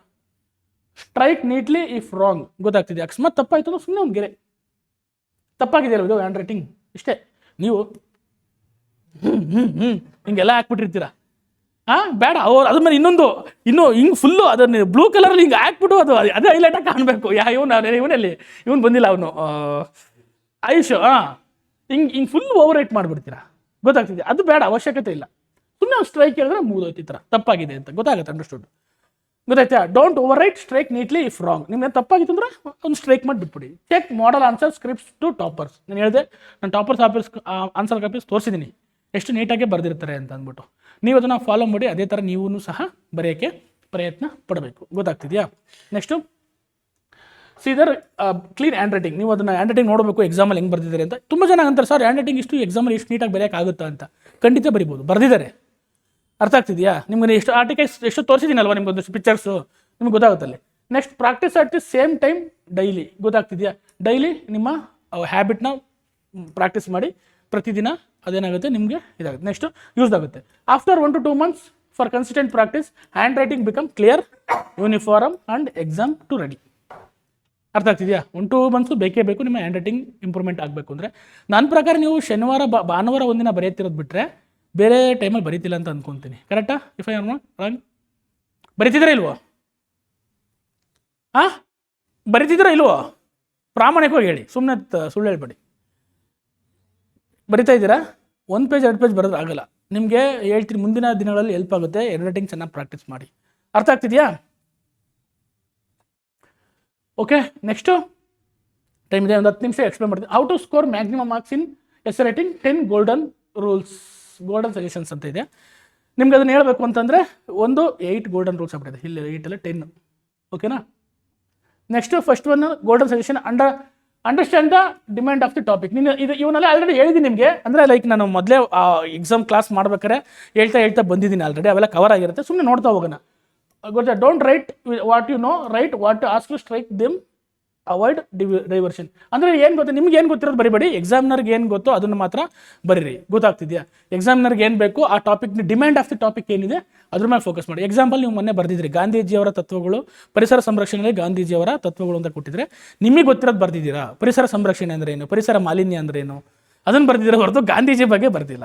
ಅರ್ಥ ಆಗ್ತಿದೆ? ಅದಕ್ಕೋಸ್ಕರ ಏನು understand the topic and demand of the ಟಾಪಿಕ್ನ ಅರ್ಥ ಮಾಡ್ಕೊಂಡು ಬರೀಬೇಕಾಗುತ್ತೆ. ಓಕೆನಾ?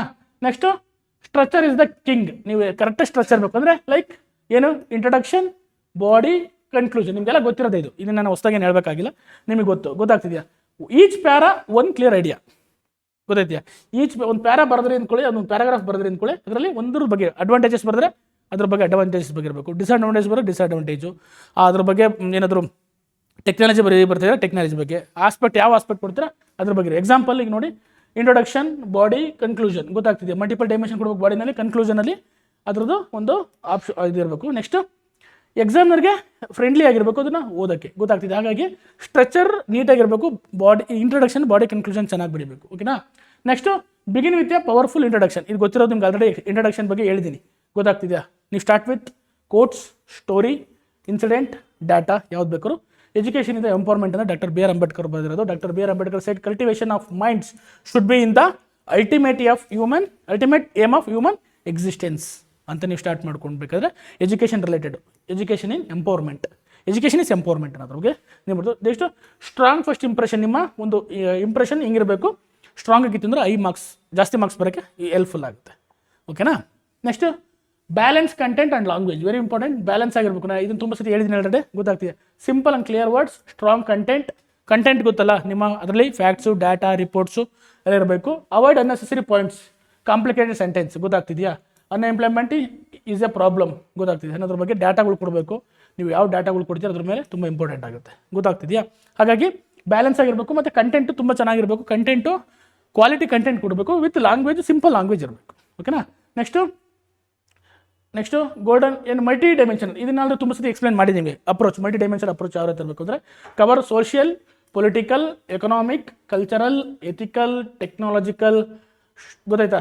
Holistic thinking. ನಿಮ್ಮ ಹೋಲಿಸ್ಟಿಕ್ ಥಿಂಕ್ ಮಾಡ್ತಿದ್ದೇನೆ ಅಂದರೆ ಎಲ್ಲ ಹ್ಯಾಂಗಲಲ್ಲೂ ಕವರ್ ಮಾಡ್ತಾ ಇದ್ದೇನೆ ಅನ್ನೋದನ್ನ ಸೂಚಿಸುತ್ತೆ. ಹಾಗಾಗಿ ಮಲ್ಟಿ ಡೈಮೆನ್ಷನ್ ಅಪ್ರೋಚ್ ಕೊಡಿ. ಗೊತ್ತಾಗ್ತಿದೆಯಾ? ಕ್ಲೈಮೇಟ್ ಚೇಂಜ್ ಅಂತ ಬಂತು ಅಂದರೆ ಅದರಲ್ಲಿ ಸೋಷಿಯಲ್ಲು, ಪೊಲಿಟಿಕಲ್ಲು, ಎಕನಾಮಿಕ್ಕು, ಎಥಿಕಲ್ಲು ಇಷ್ಟು ಆಸ್ಪೆಕ್ಟ್ಸ್ನ ಕವರ್ ಮಾಡಬೇಕು. ಯಾವ ರೀತಿ ಕ್ಲೈಮೇಟ್ ಚೇಂಜಿಂದ ಹೆಲ್ತ್ ಮೇಲೆ ಯಾವ ಥರ ಎಫೆಕ್ಟ್ ಆಗುತ್ತೆ, ಮೈಗ್ರೇಷನ್ ಮೇಲೆ ಎಫೆಕ್ಟ್ ಆಗುತ್ತೆ, ವಲಸೆ ಮೇಲೆ ಯಾವ ರೀತಿ ಎಫೆಕ್ಟ್ ಆಗುತ್ತೆ. ಪೊಲಿಟಿಕಲ್ ಬಂತು ಅಂದರೆ ಅಗ್ರಿಮೆಂಟ್ಸ್ಗಳು ಯಾವ್ಯಾವ ಇದು ಇಂಡಿಯಾ ವರ್ಲ್ಡ್ ಅಗ್ರಿಮೆಂಟ್ಸ್ಗಳಾಗಿರ್ಬೋದು, ಬೇರೆ ಬೇರೆ ದೇಶಗಳ ಜೊತೆ ಆಗಿರೋದು. ನೆಕ್ಸ್ಟ್ ಎಕನಾಮಿಕ್, ಗ್ರೀನ್ ಜಾಬ್ಸ್ ಆಗಿರ್ಬೋದು. ಈ ರೀತಿ ನೀವು ಏನು ಮಾಡಬೇಕು, ಮಲ್ಟಿ ಡೈಮೆನ್ಷನಲ್ ಅಪ್ರೋಚ್ನ ಕೊಡಬೇಕು. ಓಕೆನಾ? Next use real life examples. ಗೊತ್ತಾಗ್ತಿದೆಯಾ? ನೀವು ಕೋಟ್ಸ್ ಆಗಿರ್ಬೋದು, ಫೈಡಾಸ್ ಆಗಿರ್ಬೋದು, ಎಕ್ಸಾಂಪಲ್ಸ್ ರಿಯಲ್ ಇರಬೇಕು. ಯಾಕೆಂದರೆ ಕ್ರೆಡಿಬಿಲಿಟಿ ಮತ್ತು ಇನ್ಸ್ಪಿರೇಷನಲ್ ಆಗಿರುತ್ತೆ. ರಿಯಲ್ ಲೈಫ್ ಎಕ್ಸಾಂಪಲ್ಸ್ ಅಂತಂದರೆ ಲೈಕ್ ಏನು ನಾವು ನಿಮ್ಮದೇ ಎಕ್ಸಾಂಪಲ್ಸ್ ಕೊಡಬೇಕು ಅಂತೆಲ್ಲ, ನಡೆದಿರೋದು ಸುಮ್ಮನೆ ಕಲ್ಪನೆ ಮಾಡಿ ಬರೆಯೋದಕ್ಕಿಂತ ಈಗ ಅಂಬೇಡ್ಕರ್, ಗಾಂಧೀಜಿ ಅಥವಾ ಈ ರಿಯಲ್ ಲೈಫ್ ಎಕ್ಸಾಂಪಲ್ಸ್ನ ಕೊಟ್ಟಾಗ ನಮ್ಗೆ ಏನಾದರೂ ಯೂಸ್ ಆಗುತ್ತೆ. ನೆಕ್ಸ್ಟು ಗೊತ್ತಾಗ್ತಿದೆಯಾ? ಈಗ ನೋಡಿ, ಈಗ ಅಕಸ್ಮಾತ್ ಯಾವ್ದಾರು ಒಂದು public life, courage in public life ಅನ್ನೋ ಒಂದು ಟಾಪಿಕ್ ಬಂತು ಅಂತ ಅಂದ್ಕೊಳ್ಳಿ. ಅದ್ರ ಬಗ್ಗೆ ಬರೀಬೇಕಾದ್ರೆ ಯಾವ್ದಾದ್ರು ಒಬ್ಬರು strong IAS officer, IPS officer, ಒಳ್ಳೆ ಕೆಲಸ ಮಾಡಿರೋದು, ಸ್ಟ್ರಾಂಗ್ ಡಿಸಿಷನ್ ತೊಗೊಂಡು ಬರೆದಿರೋದು, ಮಧುಕರ್ ಶೆಟ್ಟಿ ಆಗಿರ್ಬೋದು, ತುಂಬ ಜನ ಇದ್ದಾರೆ ಆ ಥರದ್ದು ತೊಗೊಂಡು ನೀವು ಏನು ಮಾಡ್ಬೋದು, ಎಕ್ಸಾಂಪಲ್ಸ್ನ, ರಿಯಲ್ ಲೈಫ್ ಎಕ್ಸಾಂಪಲ್ಸ್ನ ಕೊಡ್ಬೋದು. ಓಕೆನಾ? Next maintain logical flow and good hand writing. ಇದು ನಾನು ಈಗ ಹ್ಯಾಂಡ್ ರೈಟಿಂಗ್ ಬಗ್ಗೆ ನಿಮ್ಗೆ ಆಲ್ರೆಡಿ ನಿಮಗೆ ಎಕ್ಸ್ಪ್ಲೇನ್ ಮಾಡಿದ್ದೀನಿ. ಲಾಜಿಕಲ್ ಫ್ಲೋ ಅಂದರೆ 1 by 1 ಯಾವುದಾದ್ಮೇಲೆ ಯಾವ್ದು ಲಾಜಿಕಲ್ ಫ್ಲೋ ಬಗ್ಗೆ ಹೇಳಿದ್ದೀನಿ. ಯಾವ್ದು ಫಸ್ಟ್ ಬರಬೇಕು, ಕಾರಣ, ಸವಾಲುಗಳು, ಪರಿಹಾರಗಳು, ಸರ್ಕಾರದ ಕ್ರಮಗಳು, ಉಪಸಂಹಾರ, ಈ ರೀತಿ ನಿಮ್ಮ ಬರಬೇಕು. Write in a paragraph with should subheadings ತುಂಬ ಇಂಪಾರ್ಟೆಂಟ್. ತುಂಬ ಜನ ಬರಿತಾ ಇರಲಿಲ್ಲ, ನಾನು ಅದನ್ನು ಹೇಳಿದ್ದೀನಿ, ಇಂಪ್ರೂವ್ಮೆಂಟ್ ಮಾಡ್ಕೋಬೇಕು, ಫೀಡ್ಬ್ಯಾಕ್ ಕೊಟ್ಟಿದ್ದೀನಿ, ಆ ಫೀಡ್ಬ್ಯಾಕ್ನ ಯೂಸ್ ಮಾಡಿಕೊಂಡು ಬರೀಬೇಕು. ಗೊತ್ತಾಗ್ತಿದೆ? ಸಬ್ಹೆಡಿಂಗ್ಸ್ ಯೂಸ್ ಮಾಡ್ತೀರಾ. Use time line, cause effect and problem solution, ಅದನ್ನು ಹೇಳಿದ್ದೀನಿ ನಿಮಗೆ. Next good handwriting give extra 5 marks ನಾನು ಹೇಳಿದ್ದೀನಿ, ಅದಾಯಿತು. ವುಮೆನ್ ಎಂಪವರ್ಮೆಂಟ್ ಬರೀಬೇಕಾದ್ರೆ ಹಿಸ್ಟ್ರಿ ಬರೀಬೇಕು, ಕಾನ್ಸ್ಟಿಟ್ಯೂಷನಲ್ಲಿ ಏನಿದೆ, ಸ್ಕೀಮ್ಸ್ ಏನು ಬಂದಿದೆ, ಚಾಲೆಂಜಸ್ ಏನಿದೆ, ಸೊಲ್ಯೂಷನ್ಸ್ ಏನಿದೆ, ಫ್ಯೂಚರ್ ವಿಷನ್ಸ್ ಏನಿದೆ, ಈ ರೀತಿ 1 by 1 ಹೋಗಬೇಕು. ಅರ್ಥ ಆಗ್ತಿದೆಯಾ ಹುಡುಗರು? ಅರ್ಥ ಆಗ್ತಿದೆಯಾ? ಫಾಸ್ಟ್ ಆಯ್ತಾ? ಇಲ್ಲ ಹೇಳಿದ್ದೀನಿ ಅಂದ್ಬಿಟ್ಟು ಫಾಸ್ಟಾಗಿ ಹೋಗ್ತಾ ಇದ್ದೀನಿ ಅಷ್ಟೇ. ದಿನ ಆಲ್ರೆಡಿ ರಿಪೀಟೆಡ್ ಆಗಿದೆ ಅಂತ ಅಂದ್ಬಿಟ್ಟು ಆಲ್ರೆಡಿ ಅಲ್ಲಿ ಇಲ್ಲಿ ಕವರ್ ಮಾಡಿರ್ತೀನಿ, ಹೇಳಿರ್ತೀನಿ. ಈಗ ನಿಮ್ಗೆ ಫ್ಲೋನಲ್ಲಿ ಹೇಳ್ತಾ ಇದ್ದೀನಿ ಅಷ್ಟೇ. ಓಕೆನಾ? Next use quotes and data. ಇದು ನಿಮ್ಗೆ ಗೊತ್ತು. ರಿಲೆವೆಂಟ್ ಕೋಟಾ ಮಿನಿಮಮ್ 1 to 2 ಕೋಟ್ಸ್ ಇರಲೇಬೇಕು, 2-3 ಫ್ಯಾಕ್ಟ್ಸ್ ಇರಬೇಕು, 1 to 2 ರಿಪೋರ್ಟ್ಸ್ ಇರಬೇಕು. ಡೆಪ್ತ್ ಯುವರ್ ಎಸ್ಸೆ, ನಿಮ್ಮ ಎಸ್ಸೆನ ಡೆಪ್ತಾಗಿ ಮಾಡಬೇಕು, ಅಥವಾ ಒಂದು ಆಳವಾದವಾಗಿ ಬರ್ದಿದೆ ಅಂತ ಅನಿಸ್ಬೇಕು ಅಂತಂದರೆ 2-3 ಕೋಟ್ ಇರಬೇಕು, 2 ಅಂತ ಇರಬೇಕು, 2-3 ಫ್ಯಾಕ್ಟ್ಸ್ ಕೊಟ್ಟಿರಬೇಕು, 1-2-3 ರಿಪೋರ್ಟ್ಸ್ ಕೊಟ್ಟಿರಬೇಕು. ಅವಾಗ ನಿಮ್ದು ಏನಾಗುತ್ತೆ, ಈ ಎಸ್ಸೆ ಒಳ್ಳೆ ತುಂಬ ಆಳವಾಗಿ ಬರೆದಿದ್ದಾರೆ, ತುಂಬ ತಿಳ್ಕೊಂಡು ಬರೆದಿದ್ದಾರೆ ಅಂತ ಎಕ್ಸಾಮಿನರ್ಗೆ ಫೀಲ್ ಆಗುತ್ತೆ. ಓಕೆನಾ? Next Gandhi be the change you wish to see. ನೋಡಿ, ಇದನ್ನು ತಿಳ್ಕೊಳ್ಳಿ. ಇದನ್ನು ಯಾರು ಹೇಳಿರೋದು? ಗಾಂಧೀಜಿ ಅವರು. ಗೊತ್ತಾಗ್ತಿದೆಯಾ? ಯಾಕೆಂದರೆ ಇದ್ರ ಮೇಲೆ ಎಸ್ಸೆ ಬರೋ ಚಾನ್ಸಸ್ ಇರ್ತವೆ ಕೆಲಸ. ಇದೇ ಸ್ಟೇಟ್ಮೆಂಟ್ ಕೊಟ್ಟು ಇದ್ರ ಮೇಲೆ ಎಸ್ಸೆ ಬರೀರಿ ಅಂತ ಕೇಳ್ತಾರೆ. UPSC ಅಂತೂ ಬಂದೇ ಬರುತ್ತೆ ಈ ಥರದವು. KPSC ಕೊಡ್ಬೋದು, ಈ PSC ಇನ್ನೂ ಬಂದಿಲ್ಲ, ಆ ಥರದ್ದು ಕೊಡ್ಬೋದು. ಗೊತ್ತಾಗ್ತಿದೆಯಾ? ನೆಕ್ಸ್ಟು ನೋಡಿ, ಈ ಥರ ರಿಪೋರ್ಟ್ಸ್ಗಳು ಹಾಕ್ಬೇಕು ನೀವು ಯಾವುದಾದ್ರು. Next write a strong positive conclusion, very important. Examiner remembers last lines of your essay. ಗೊತ್ತಾಗ್ತಿದೆಯಾ? ನಿಮ್ಮ ಏನು ಕನ್ಕ್ಲೂಷನ್ ಬರಬೇಕಾದ್ರೆ ಅವನು ತಲೆಯಲ್ಲಿ ಇರೋದು ನಿಮ್ಮ ಕನ್ಕ್ಲೂಷನ್ ಏನು ಬರ್ದಿದ್ದಾನೆ ಅನ್ನೋದು ತಲೆಯಲ್ಲಿರುತ್ತೆ, ನೋಡ್ಕೊಂಡು ಓದ್ಕೊಂಡು ಬಂದಮೇಲೆ. ಹಾಗಾಗಿ ಒಂದು ಒಳ್ಳೆ ಗುಡ್ ಪಾಸಿಟಿವ್ ಕನ್ಕ್ಲೂಷನ್ ಬರೀಬೇಕು. ಗೊತ್ತಾಗ್ತಿದೆಯಾ? ಅದು ನಿಮ್ಗೆ ಏನಾಗುತ್ತೆ, ತುಂಬ ಇಂಪ್ಯಾಕ್ಟ್ ಆಗುತ್ತೆ. ಅದು ನಿಮ್ಮ ಮಾರ್ಕ್ಸ್ ಜಾಸ್ತಿ ಆಗೋಕ್ಕೆ ವೆರಿ ಇಂಪಾರ್ಟೆಂಟ್ ಆಗುತ್ತೆ. End with hope, solution and futuristic vision ಇರಬೇಕು. ಭವಿಷ್ಯದಲ್ಲಿ ಅದೊಂದು ಸೊಲ್ಯೂಷನ್ ಕೊಟ್ಟ ಥರ ಇರಬೇಕು. ನಾನು ನೆನ್ನೆ ಹೇಳಿದ್ದೀನಿ, ಕನ್ಕ್ಲೂಷನ್ ಕ್ಲಾಸಲ್ಲಿ ನಿಮಗೆ ಎಕ್ಸ್ಪ್ಲೇನ್ ಮಾಡಿದ್ದೀನಿ ಯಾವ ರೀತಿ ಇರಬೇಕು ಅನ್ನೋದ್ರ ಬಗ್ಗೆ. ನೆಕ್ಸ್ಟು ಎಕ್ಸಾಂಪಲ್ ನೋಡಿದ್ರೆ, democracy in India. Despite of challenge, India democracy is A journey towards the inclusive and accountability ಅಂತ ಅಂದ್ಬಿಟ್ಟು ನೀವು ಎಂಡ್ ಮಾಡ್ಬೋದು. ಯು ಕ್ಯಾನ್ ಟ್ರಾನ್ಸ್ಲೇಟ್ ಇನ್ ಕನ್ನಡ. ಓಕೆನಾ? ಕನ್ನಡದಲ್ಲಿ ಬೇಕಾದ್ರೂ ಬರೀಬೋದು ನೀವು. ಅರ್ಥ ಆಯ್ತಾ? ಅಥವಾ ಇಂಗ್ಲೀಷಲ್ಲಿ ಬೇಕಾದ್ರೂ. ಡಿಸ್ಪೈಟ್ ಆಫ್ ಚಾಲೆಂಜ್, ಏನೇ ಚಾಲೆಂಜಸ್ ಇದ್ರು, Indian democracy the journey towards the inclusiveness, ಒಳಗೊಳ್ಳುವಿಕೆ ಮತ್ತು ಅಕೌಂಟಬಿಲಿಟಿ. ಗೊತ್ತಾಗ್ತದೆ, ಅದಕ್ಕೆ ಒಂದು ಪೂರಕವಾಗಿದೆ ಅಂತ ನೀವು ಬೇಕಾದ್ರೆ ಕನ್ಕ್ಲೂಡ್ ಮಾಡ್ಬೋದು. ದ ಲಾಸ್ಟ್ ಗೋಲ್ಡನ್ ಸಜೆಷನ್ ಅಂತಂದರೆ, ಪ್ರಾಕ್ಟೀಸ್, ರಿವ್ಯೂ ಆ್ಯಂಡ್ ಇಂಪ್ರೂವ್. ಗೊತ್ತಾಗ್ತಿದೆಯಾ? ಪ್ರಾಕ್ಟೀಸ್ ಮಾಡಬೇಕು, ನಿಮ್ಮನ್ನು ರಿವ್ಯೂ ಮಾಡ್ಕೋಬೇಕು, ಮತ್ತು ಇಂಪ್ರೂವ್ ಮಾಡಬೇಕು. ಬರಿಬೇಕು, ನಮ್ಮ ಹತ್ರ ಕರೆಕ್ಷನ್ ಮಾಡಿಸ್ಕೋಬೇಕು, ಮತ್ತು ಇಂಪ್ರೂವ್ಮೆಂಟ್ ಆಗಬೇಕು, ಮಾರ್ಕ್ಸ್ ಚೆನ್ನಾಗಿ ತೆಗಿಬೇಕು. This is our aim. ಗೊತ್ತಾಗ್ತಿದೆ? ನಮ್ಮ ಗೋಲ್. Right 1 essay day. ಗೊತ್ತಾಯ್ತಾ? ಪ್ರತಿದಿನ 1 essay ಬರೀರಿ. ಆಮೇಲೆ ಪರ್ಫೆಕ್ಟ್ ಆದಮೇಲೆ ಪ್ರತಿ 1 ವೀಕ್ ಹೆಂಗೂ ಟೆಸ್ಟ್ ಬರೀತೀರಾ, ಅಲ್ಲಿ ಬರೆದ್ರೆ ಸಾಕು. ಅಪ್ ಟು 30 to 40 days ನೀವು ಬರೀಬೇಕು ನನ್ನ ಪ್ರಕಾರ. Get reviewed, improve weaker areas. ಯಾವ ಏರಿಯಾದಲ್ಲಿ ನೀವು ವೀಕ್ ಇದ್ರೆ ಅದನ್ನು ಇಂಪ್ರೂವ್ಮೆಂಟ್ ಮಾಡೋದು. Conclusion, body of the essay ಅಥವಾ ಇಂಟ್ರೊಡಕ್ಷನ್ ಎಲ್ಲಿ ವೀಕ್ ಇದ್ರೆ ಅದನ್ನು ನೀವು ಇಂಪ್ರೂವ್ಮೆಂಟ್ ಮಾಡ್ಕೋಬೇಕು. ಫೀಡ್ಬ್ಯಾಕ್ ತೊಗೋಬೇಕು, ಅದನ್ನು ಇಂಪ್ರೂವ್ಮೆಂಟ್ ಮಾಡಬೇಕು. ಪ್ರತಿದಿನ ವಾರ ಇಂಪ್ರೂವ್ಮೆಂಟ್ ಆಗ್ತಾ ಇರಬೇಕು. ವಾರ ಇಂಪ್ರೂವ್ಮೆಂಟ್ ಆಗ್ತಾ ಇರಬೇಕು. ನಿಮ್ಮ ಗ್ರಾಫ್ ಈ ಥರ ಹೋಗ್ತಾ ಇರಬೇಕು. ಗೊತ್ತಾಗ್ತಿದೆಯಾ? Next only practice ensure perfection. ನಿಮ್ಮ ಎಸ್ಸೆನಲ್ಲಿ ಪರ್ಫೆಕ್ಷನ್ ಆಗಬೇಕು, ಟ್ರಾನ್ಸ್ಲೇಷನ್ ಪರ್ಫೆಕ್ಷನ್ ಆಗಬೇಕು. ತುಂಬ ಜನ ಹುಡುಗರು ಕ್ವಶನ್ಸ್ ಕೇಳ್ತಾರೆ ನನಗೆ, ಸರ್ ನಂಗೆ ಟ್ರಾನ್ಸ್ಲೇಷನ್ ಬರ್ತಾ ಇಲ್ಲ. ಯಾಕೆ ಬರ್ತಾ ಇಲ್ಲ ಅಂತಂದರೆ ಪ್ರಾಕ್ಟೀಸ್ ಇಲ್ಲ. ನೀವು ಪ್ರಾಕ್ಟೀಸ್ ವಿತೌಟ್ ಪ್ರಾಕ್ಟೀಸ್ ಯಾವುದೂ ಬರಲ್ಲ. ಗೊತ್ತಾಗ್ತಿದೆ? ಅದಕ್ಕೋಸ್ಕರ ಪ್ರಾಕ್ಟೀಸ್ ತುಂಬ ಇಂಪಾರ್ಟೆಂಟ್. ಗೊತ್ತಾಯ್ತಾ? ಎಕ್ಸಾಂಪಲ್ ಪ್ರಾಕ್ಟೀಸ್ ಟಾಪಿಕ್ಸ್ ಯಾವುದಾದ್ರು ನೀವು ಎಕ್ಸಾಂಪಲ್ ಡೈಲಿ ಪ್ರತಿ ಒಂದೊಂದು ದಿನ ಟಾಪಿಕ್ಸ್ ತೊಗೊಳ್ಳಿ. ಟಾಪಿಕ್ಸ್ಗೆ ಏನು ಗೂಗಲಲ್ಲಿ ಮಾಡಿದ್ರು ಸಿಗುತ್ತೆ. ನಾವು ತುಂಬ ಟಾಪಿಕ್ಸ್ ಕೊಟ್ಟಿದ್ದೀನಿ, ನಿಮಗೆ ಈಸಿ ಆಗುತ್ತೆ ಅದನ್ನು ಇದು ಮಾಡೋಕ್ಕೆ. ಗೊತ್ತಾಗ್ತಿದೆ? ಇದರಿಂದ ನಿಮಗೇನು ಗೊತ್ತಾಗ್ತಿದೆ? Essay is not about a flowery words. ಗೊತ್ತಾಗ್ತದೆ? It's about the clear thought and balanced idea. ಇದ್ರ ಬಗ್ಗೆ ಹೇಳಬೇಕು ನೀವು. All the best for your future ಆಫೀಸರ್ಗೆ. ಎಸ್ಸೆ ರೈಟಿಂಗ್ ಬಗ್ಗೆ ಈಗ ಸಂಪೂರ್ಣವಾಗಿ ನಿಮಗೆ ಆಲ್ಮೋಸ್ಟ್ ಒಂದು ಐಡಿಯಾ ಕೊಟ್ಟಿದ್ದೀವಿ, ಏನೇನು ಬರೀಬೇಕು, ಏನೇನೋ ಕವರ್ ಮಾಡಬೇಕು ಅಂತ ಅನ್ನೋದ್ರ ಬಗ್ಗೆ. ಹಾಗಾಗಿ ಇಷ್ಟೋ ಇನ್ಫಾರ್ಮೇಷನ್ ಯೂಸ್ ಮಾಡಿಕೊಂಡು ನಿಮ್ಗೆ ಎಸ್ಸೆ ಬಗ್ಗೆ ಏನಾದರೂ ಡೌಟ್ಸ್ ಇದ್ದರೆ ಈಗ ಕೇಳ್ಬೋದು. ಅರ್ಥ ಆಗ್ತಿದೆಯಾ? ಆಮೇಲೆ ನಾನು ಇದು ಪ್ರಿಸೈಸ್ ರೈಟಿಂಗು ಮಾಡ್ತೀನಿ. ನೆಕ್ಸ್ಟ್ ಕ್ಲಾಸಲ್ಲಿ ಪ್ರಿಸೈಸ್ ರೈಟಿಂಗ್ ಆಗುತ್ತೆ. ಅದಾದಮೇಲೆ ಟ್ರಾನ್ಸ್ಲೇಷನ್ ತೊಗೊಳೋಣ. ಅಷ್ಟೊತ್ತಿಗೆ ಮೇಡಮ್ ಗ್ರಾಮರ್ ಪಾರ್ಟ್ ಮುಗಿಸಿರ್ತಾರೆ. ಅದಾದಮೇಲೆ ನಾವು ನಿಮಗೆ ಏನು ಮಾಡ್ತೀನಿ, ನಂದು ಟ್ರಾನ್ಸ್ಲೇಷನ್ ಕ್ಲಾಸ್ ಏನು ಜಾಸ್ತಿ ಇರಲ್ಲ, 1-2-3 ಕ್ಲಾಸ್ ಮಾಡ್ತೀನಿ. ಯಾವ ರೀತಿ ಮಾಡಬೇಕು ಅಂತ ಹೇಳ್ತೀನಿ. ನಿಮ್ಗೆ ಗ್ರಾಮರ್ ಗೊತ್ತಿದ್ರೆ ನಾನು ಹೇಳೋದು ಯೂಸ್ ಆಗುತ್ತೆ. ಇಲ್ಲಾಂದರೆ ವಿತೌಟ್ ಗ್ರಾಮರ್ ನಾನು ಹೇಳೋದು ಏನು ಯೂಸ್ ಆಗಲ್ಲ. ಅದರಲ್ಲಿ ನಾನು ಒಂದಷ್ಟು ಟ್ರಿಕ್ಸು ಹೇಳ್ತೀನಿ. ಕೂಲ್ಡ್ ಮೆಥಡ್ ಅಂತ ಹೇಳ್ತಾರೆ ಕನ್ನಡದಲ್ಲಿ, ಆ ಥರ. ಗೊತ್ತಾಗ್ತಿದೆಯಾ? ಅಂದರೆ ಮಾರ್ಕ್ಸ್ ತೆಗಿಯೋಕೆ ಏನೇನು ಮಾಡ್ಬೋದು ಅನ್ನೋದ್ರ ಬಗ್ಗೆ ಹೇಳ್ತೀವಿ. ಅದನ್ನು ನೋಡೋಣ. ಈಗ ಇನ್ನೊಂದು ಇದರಲ್ಲಿ ನಿಮಗೊಂದು ನಿಮಿಷ ತರ್ರಿ.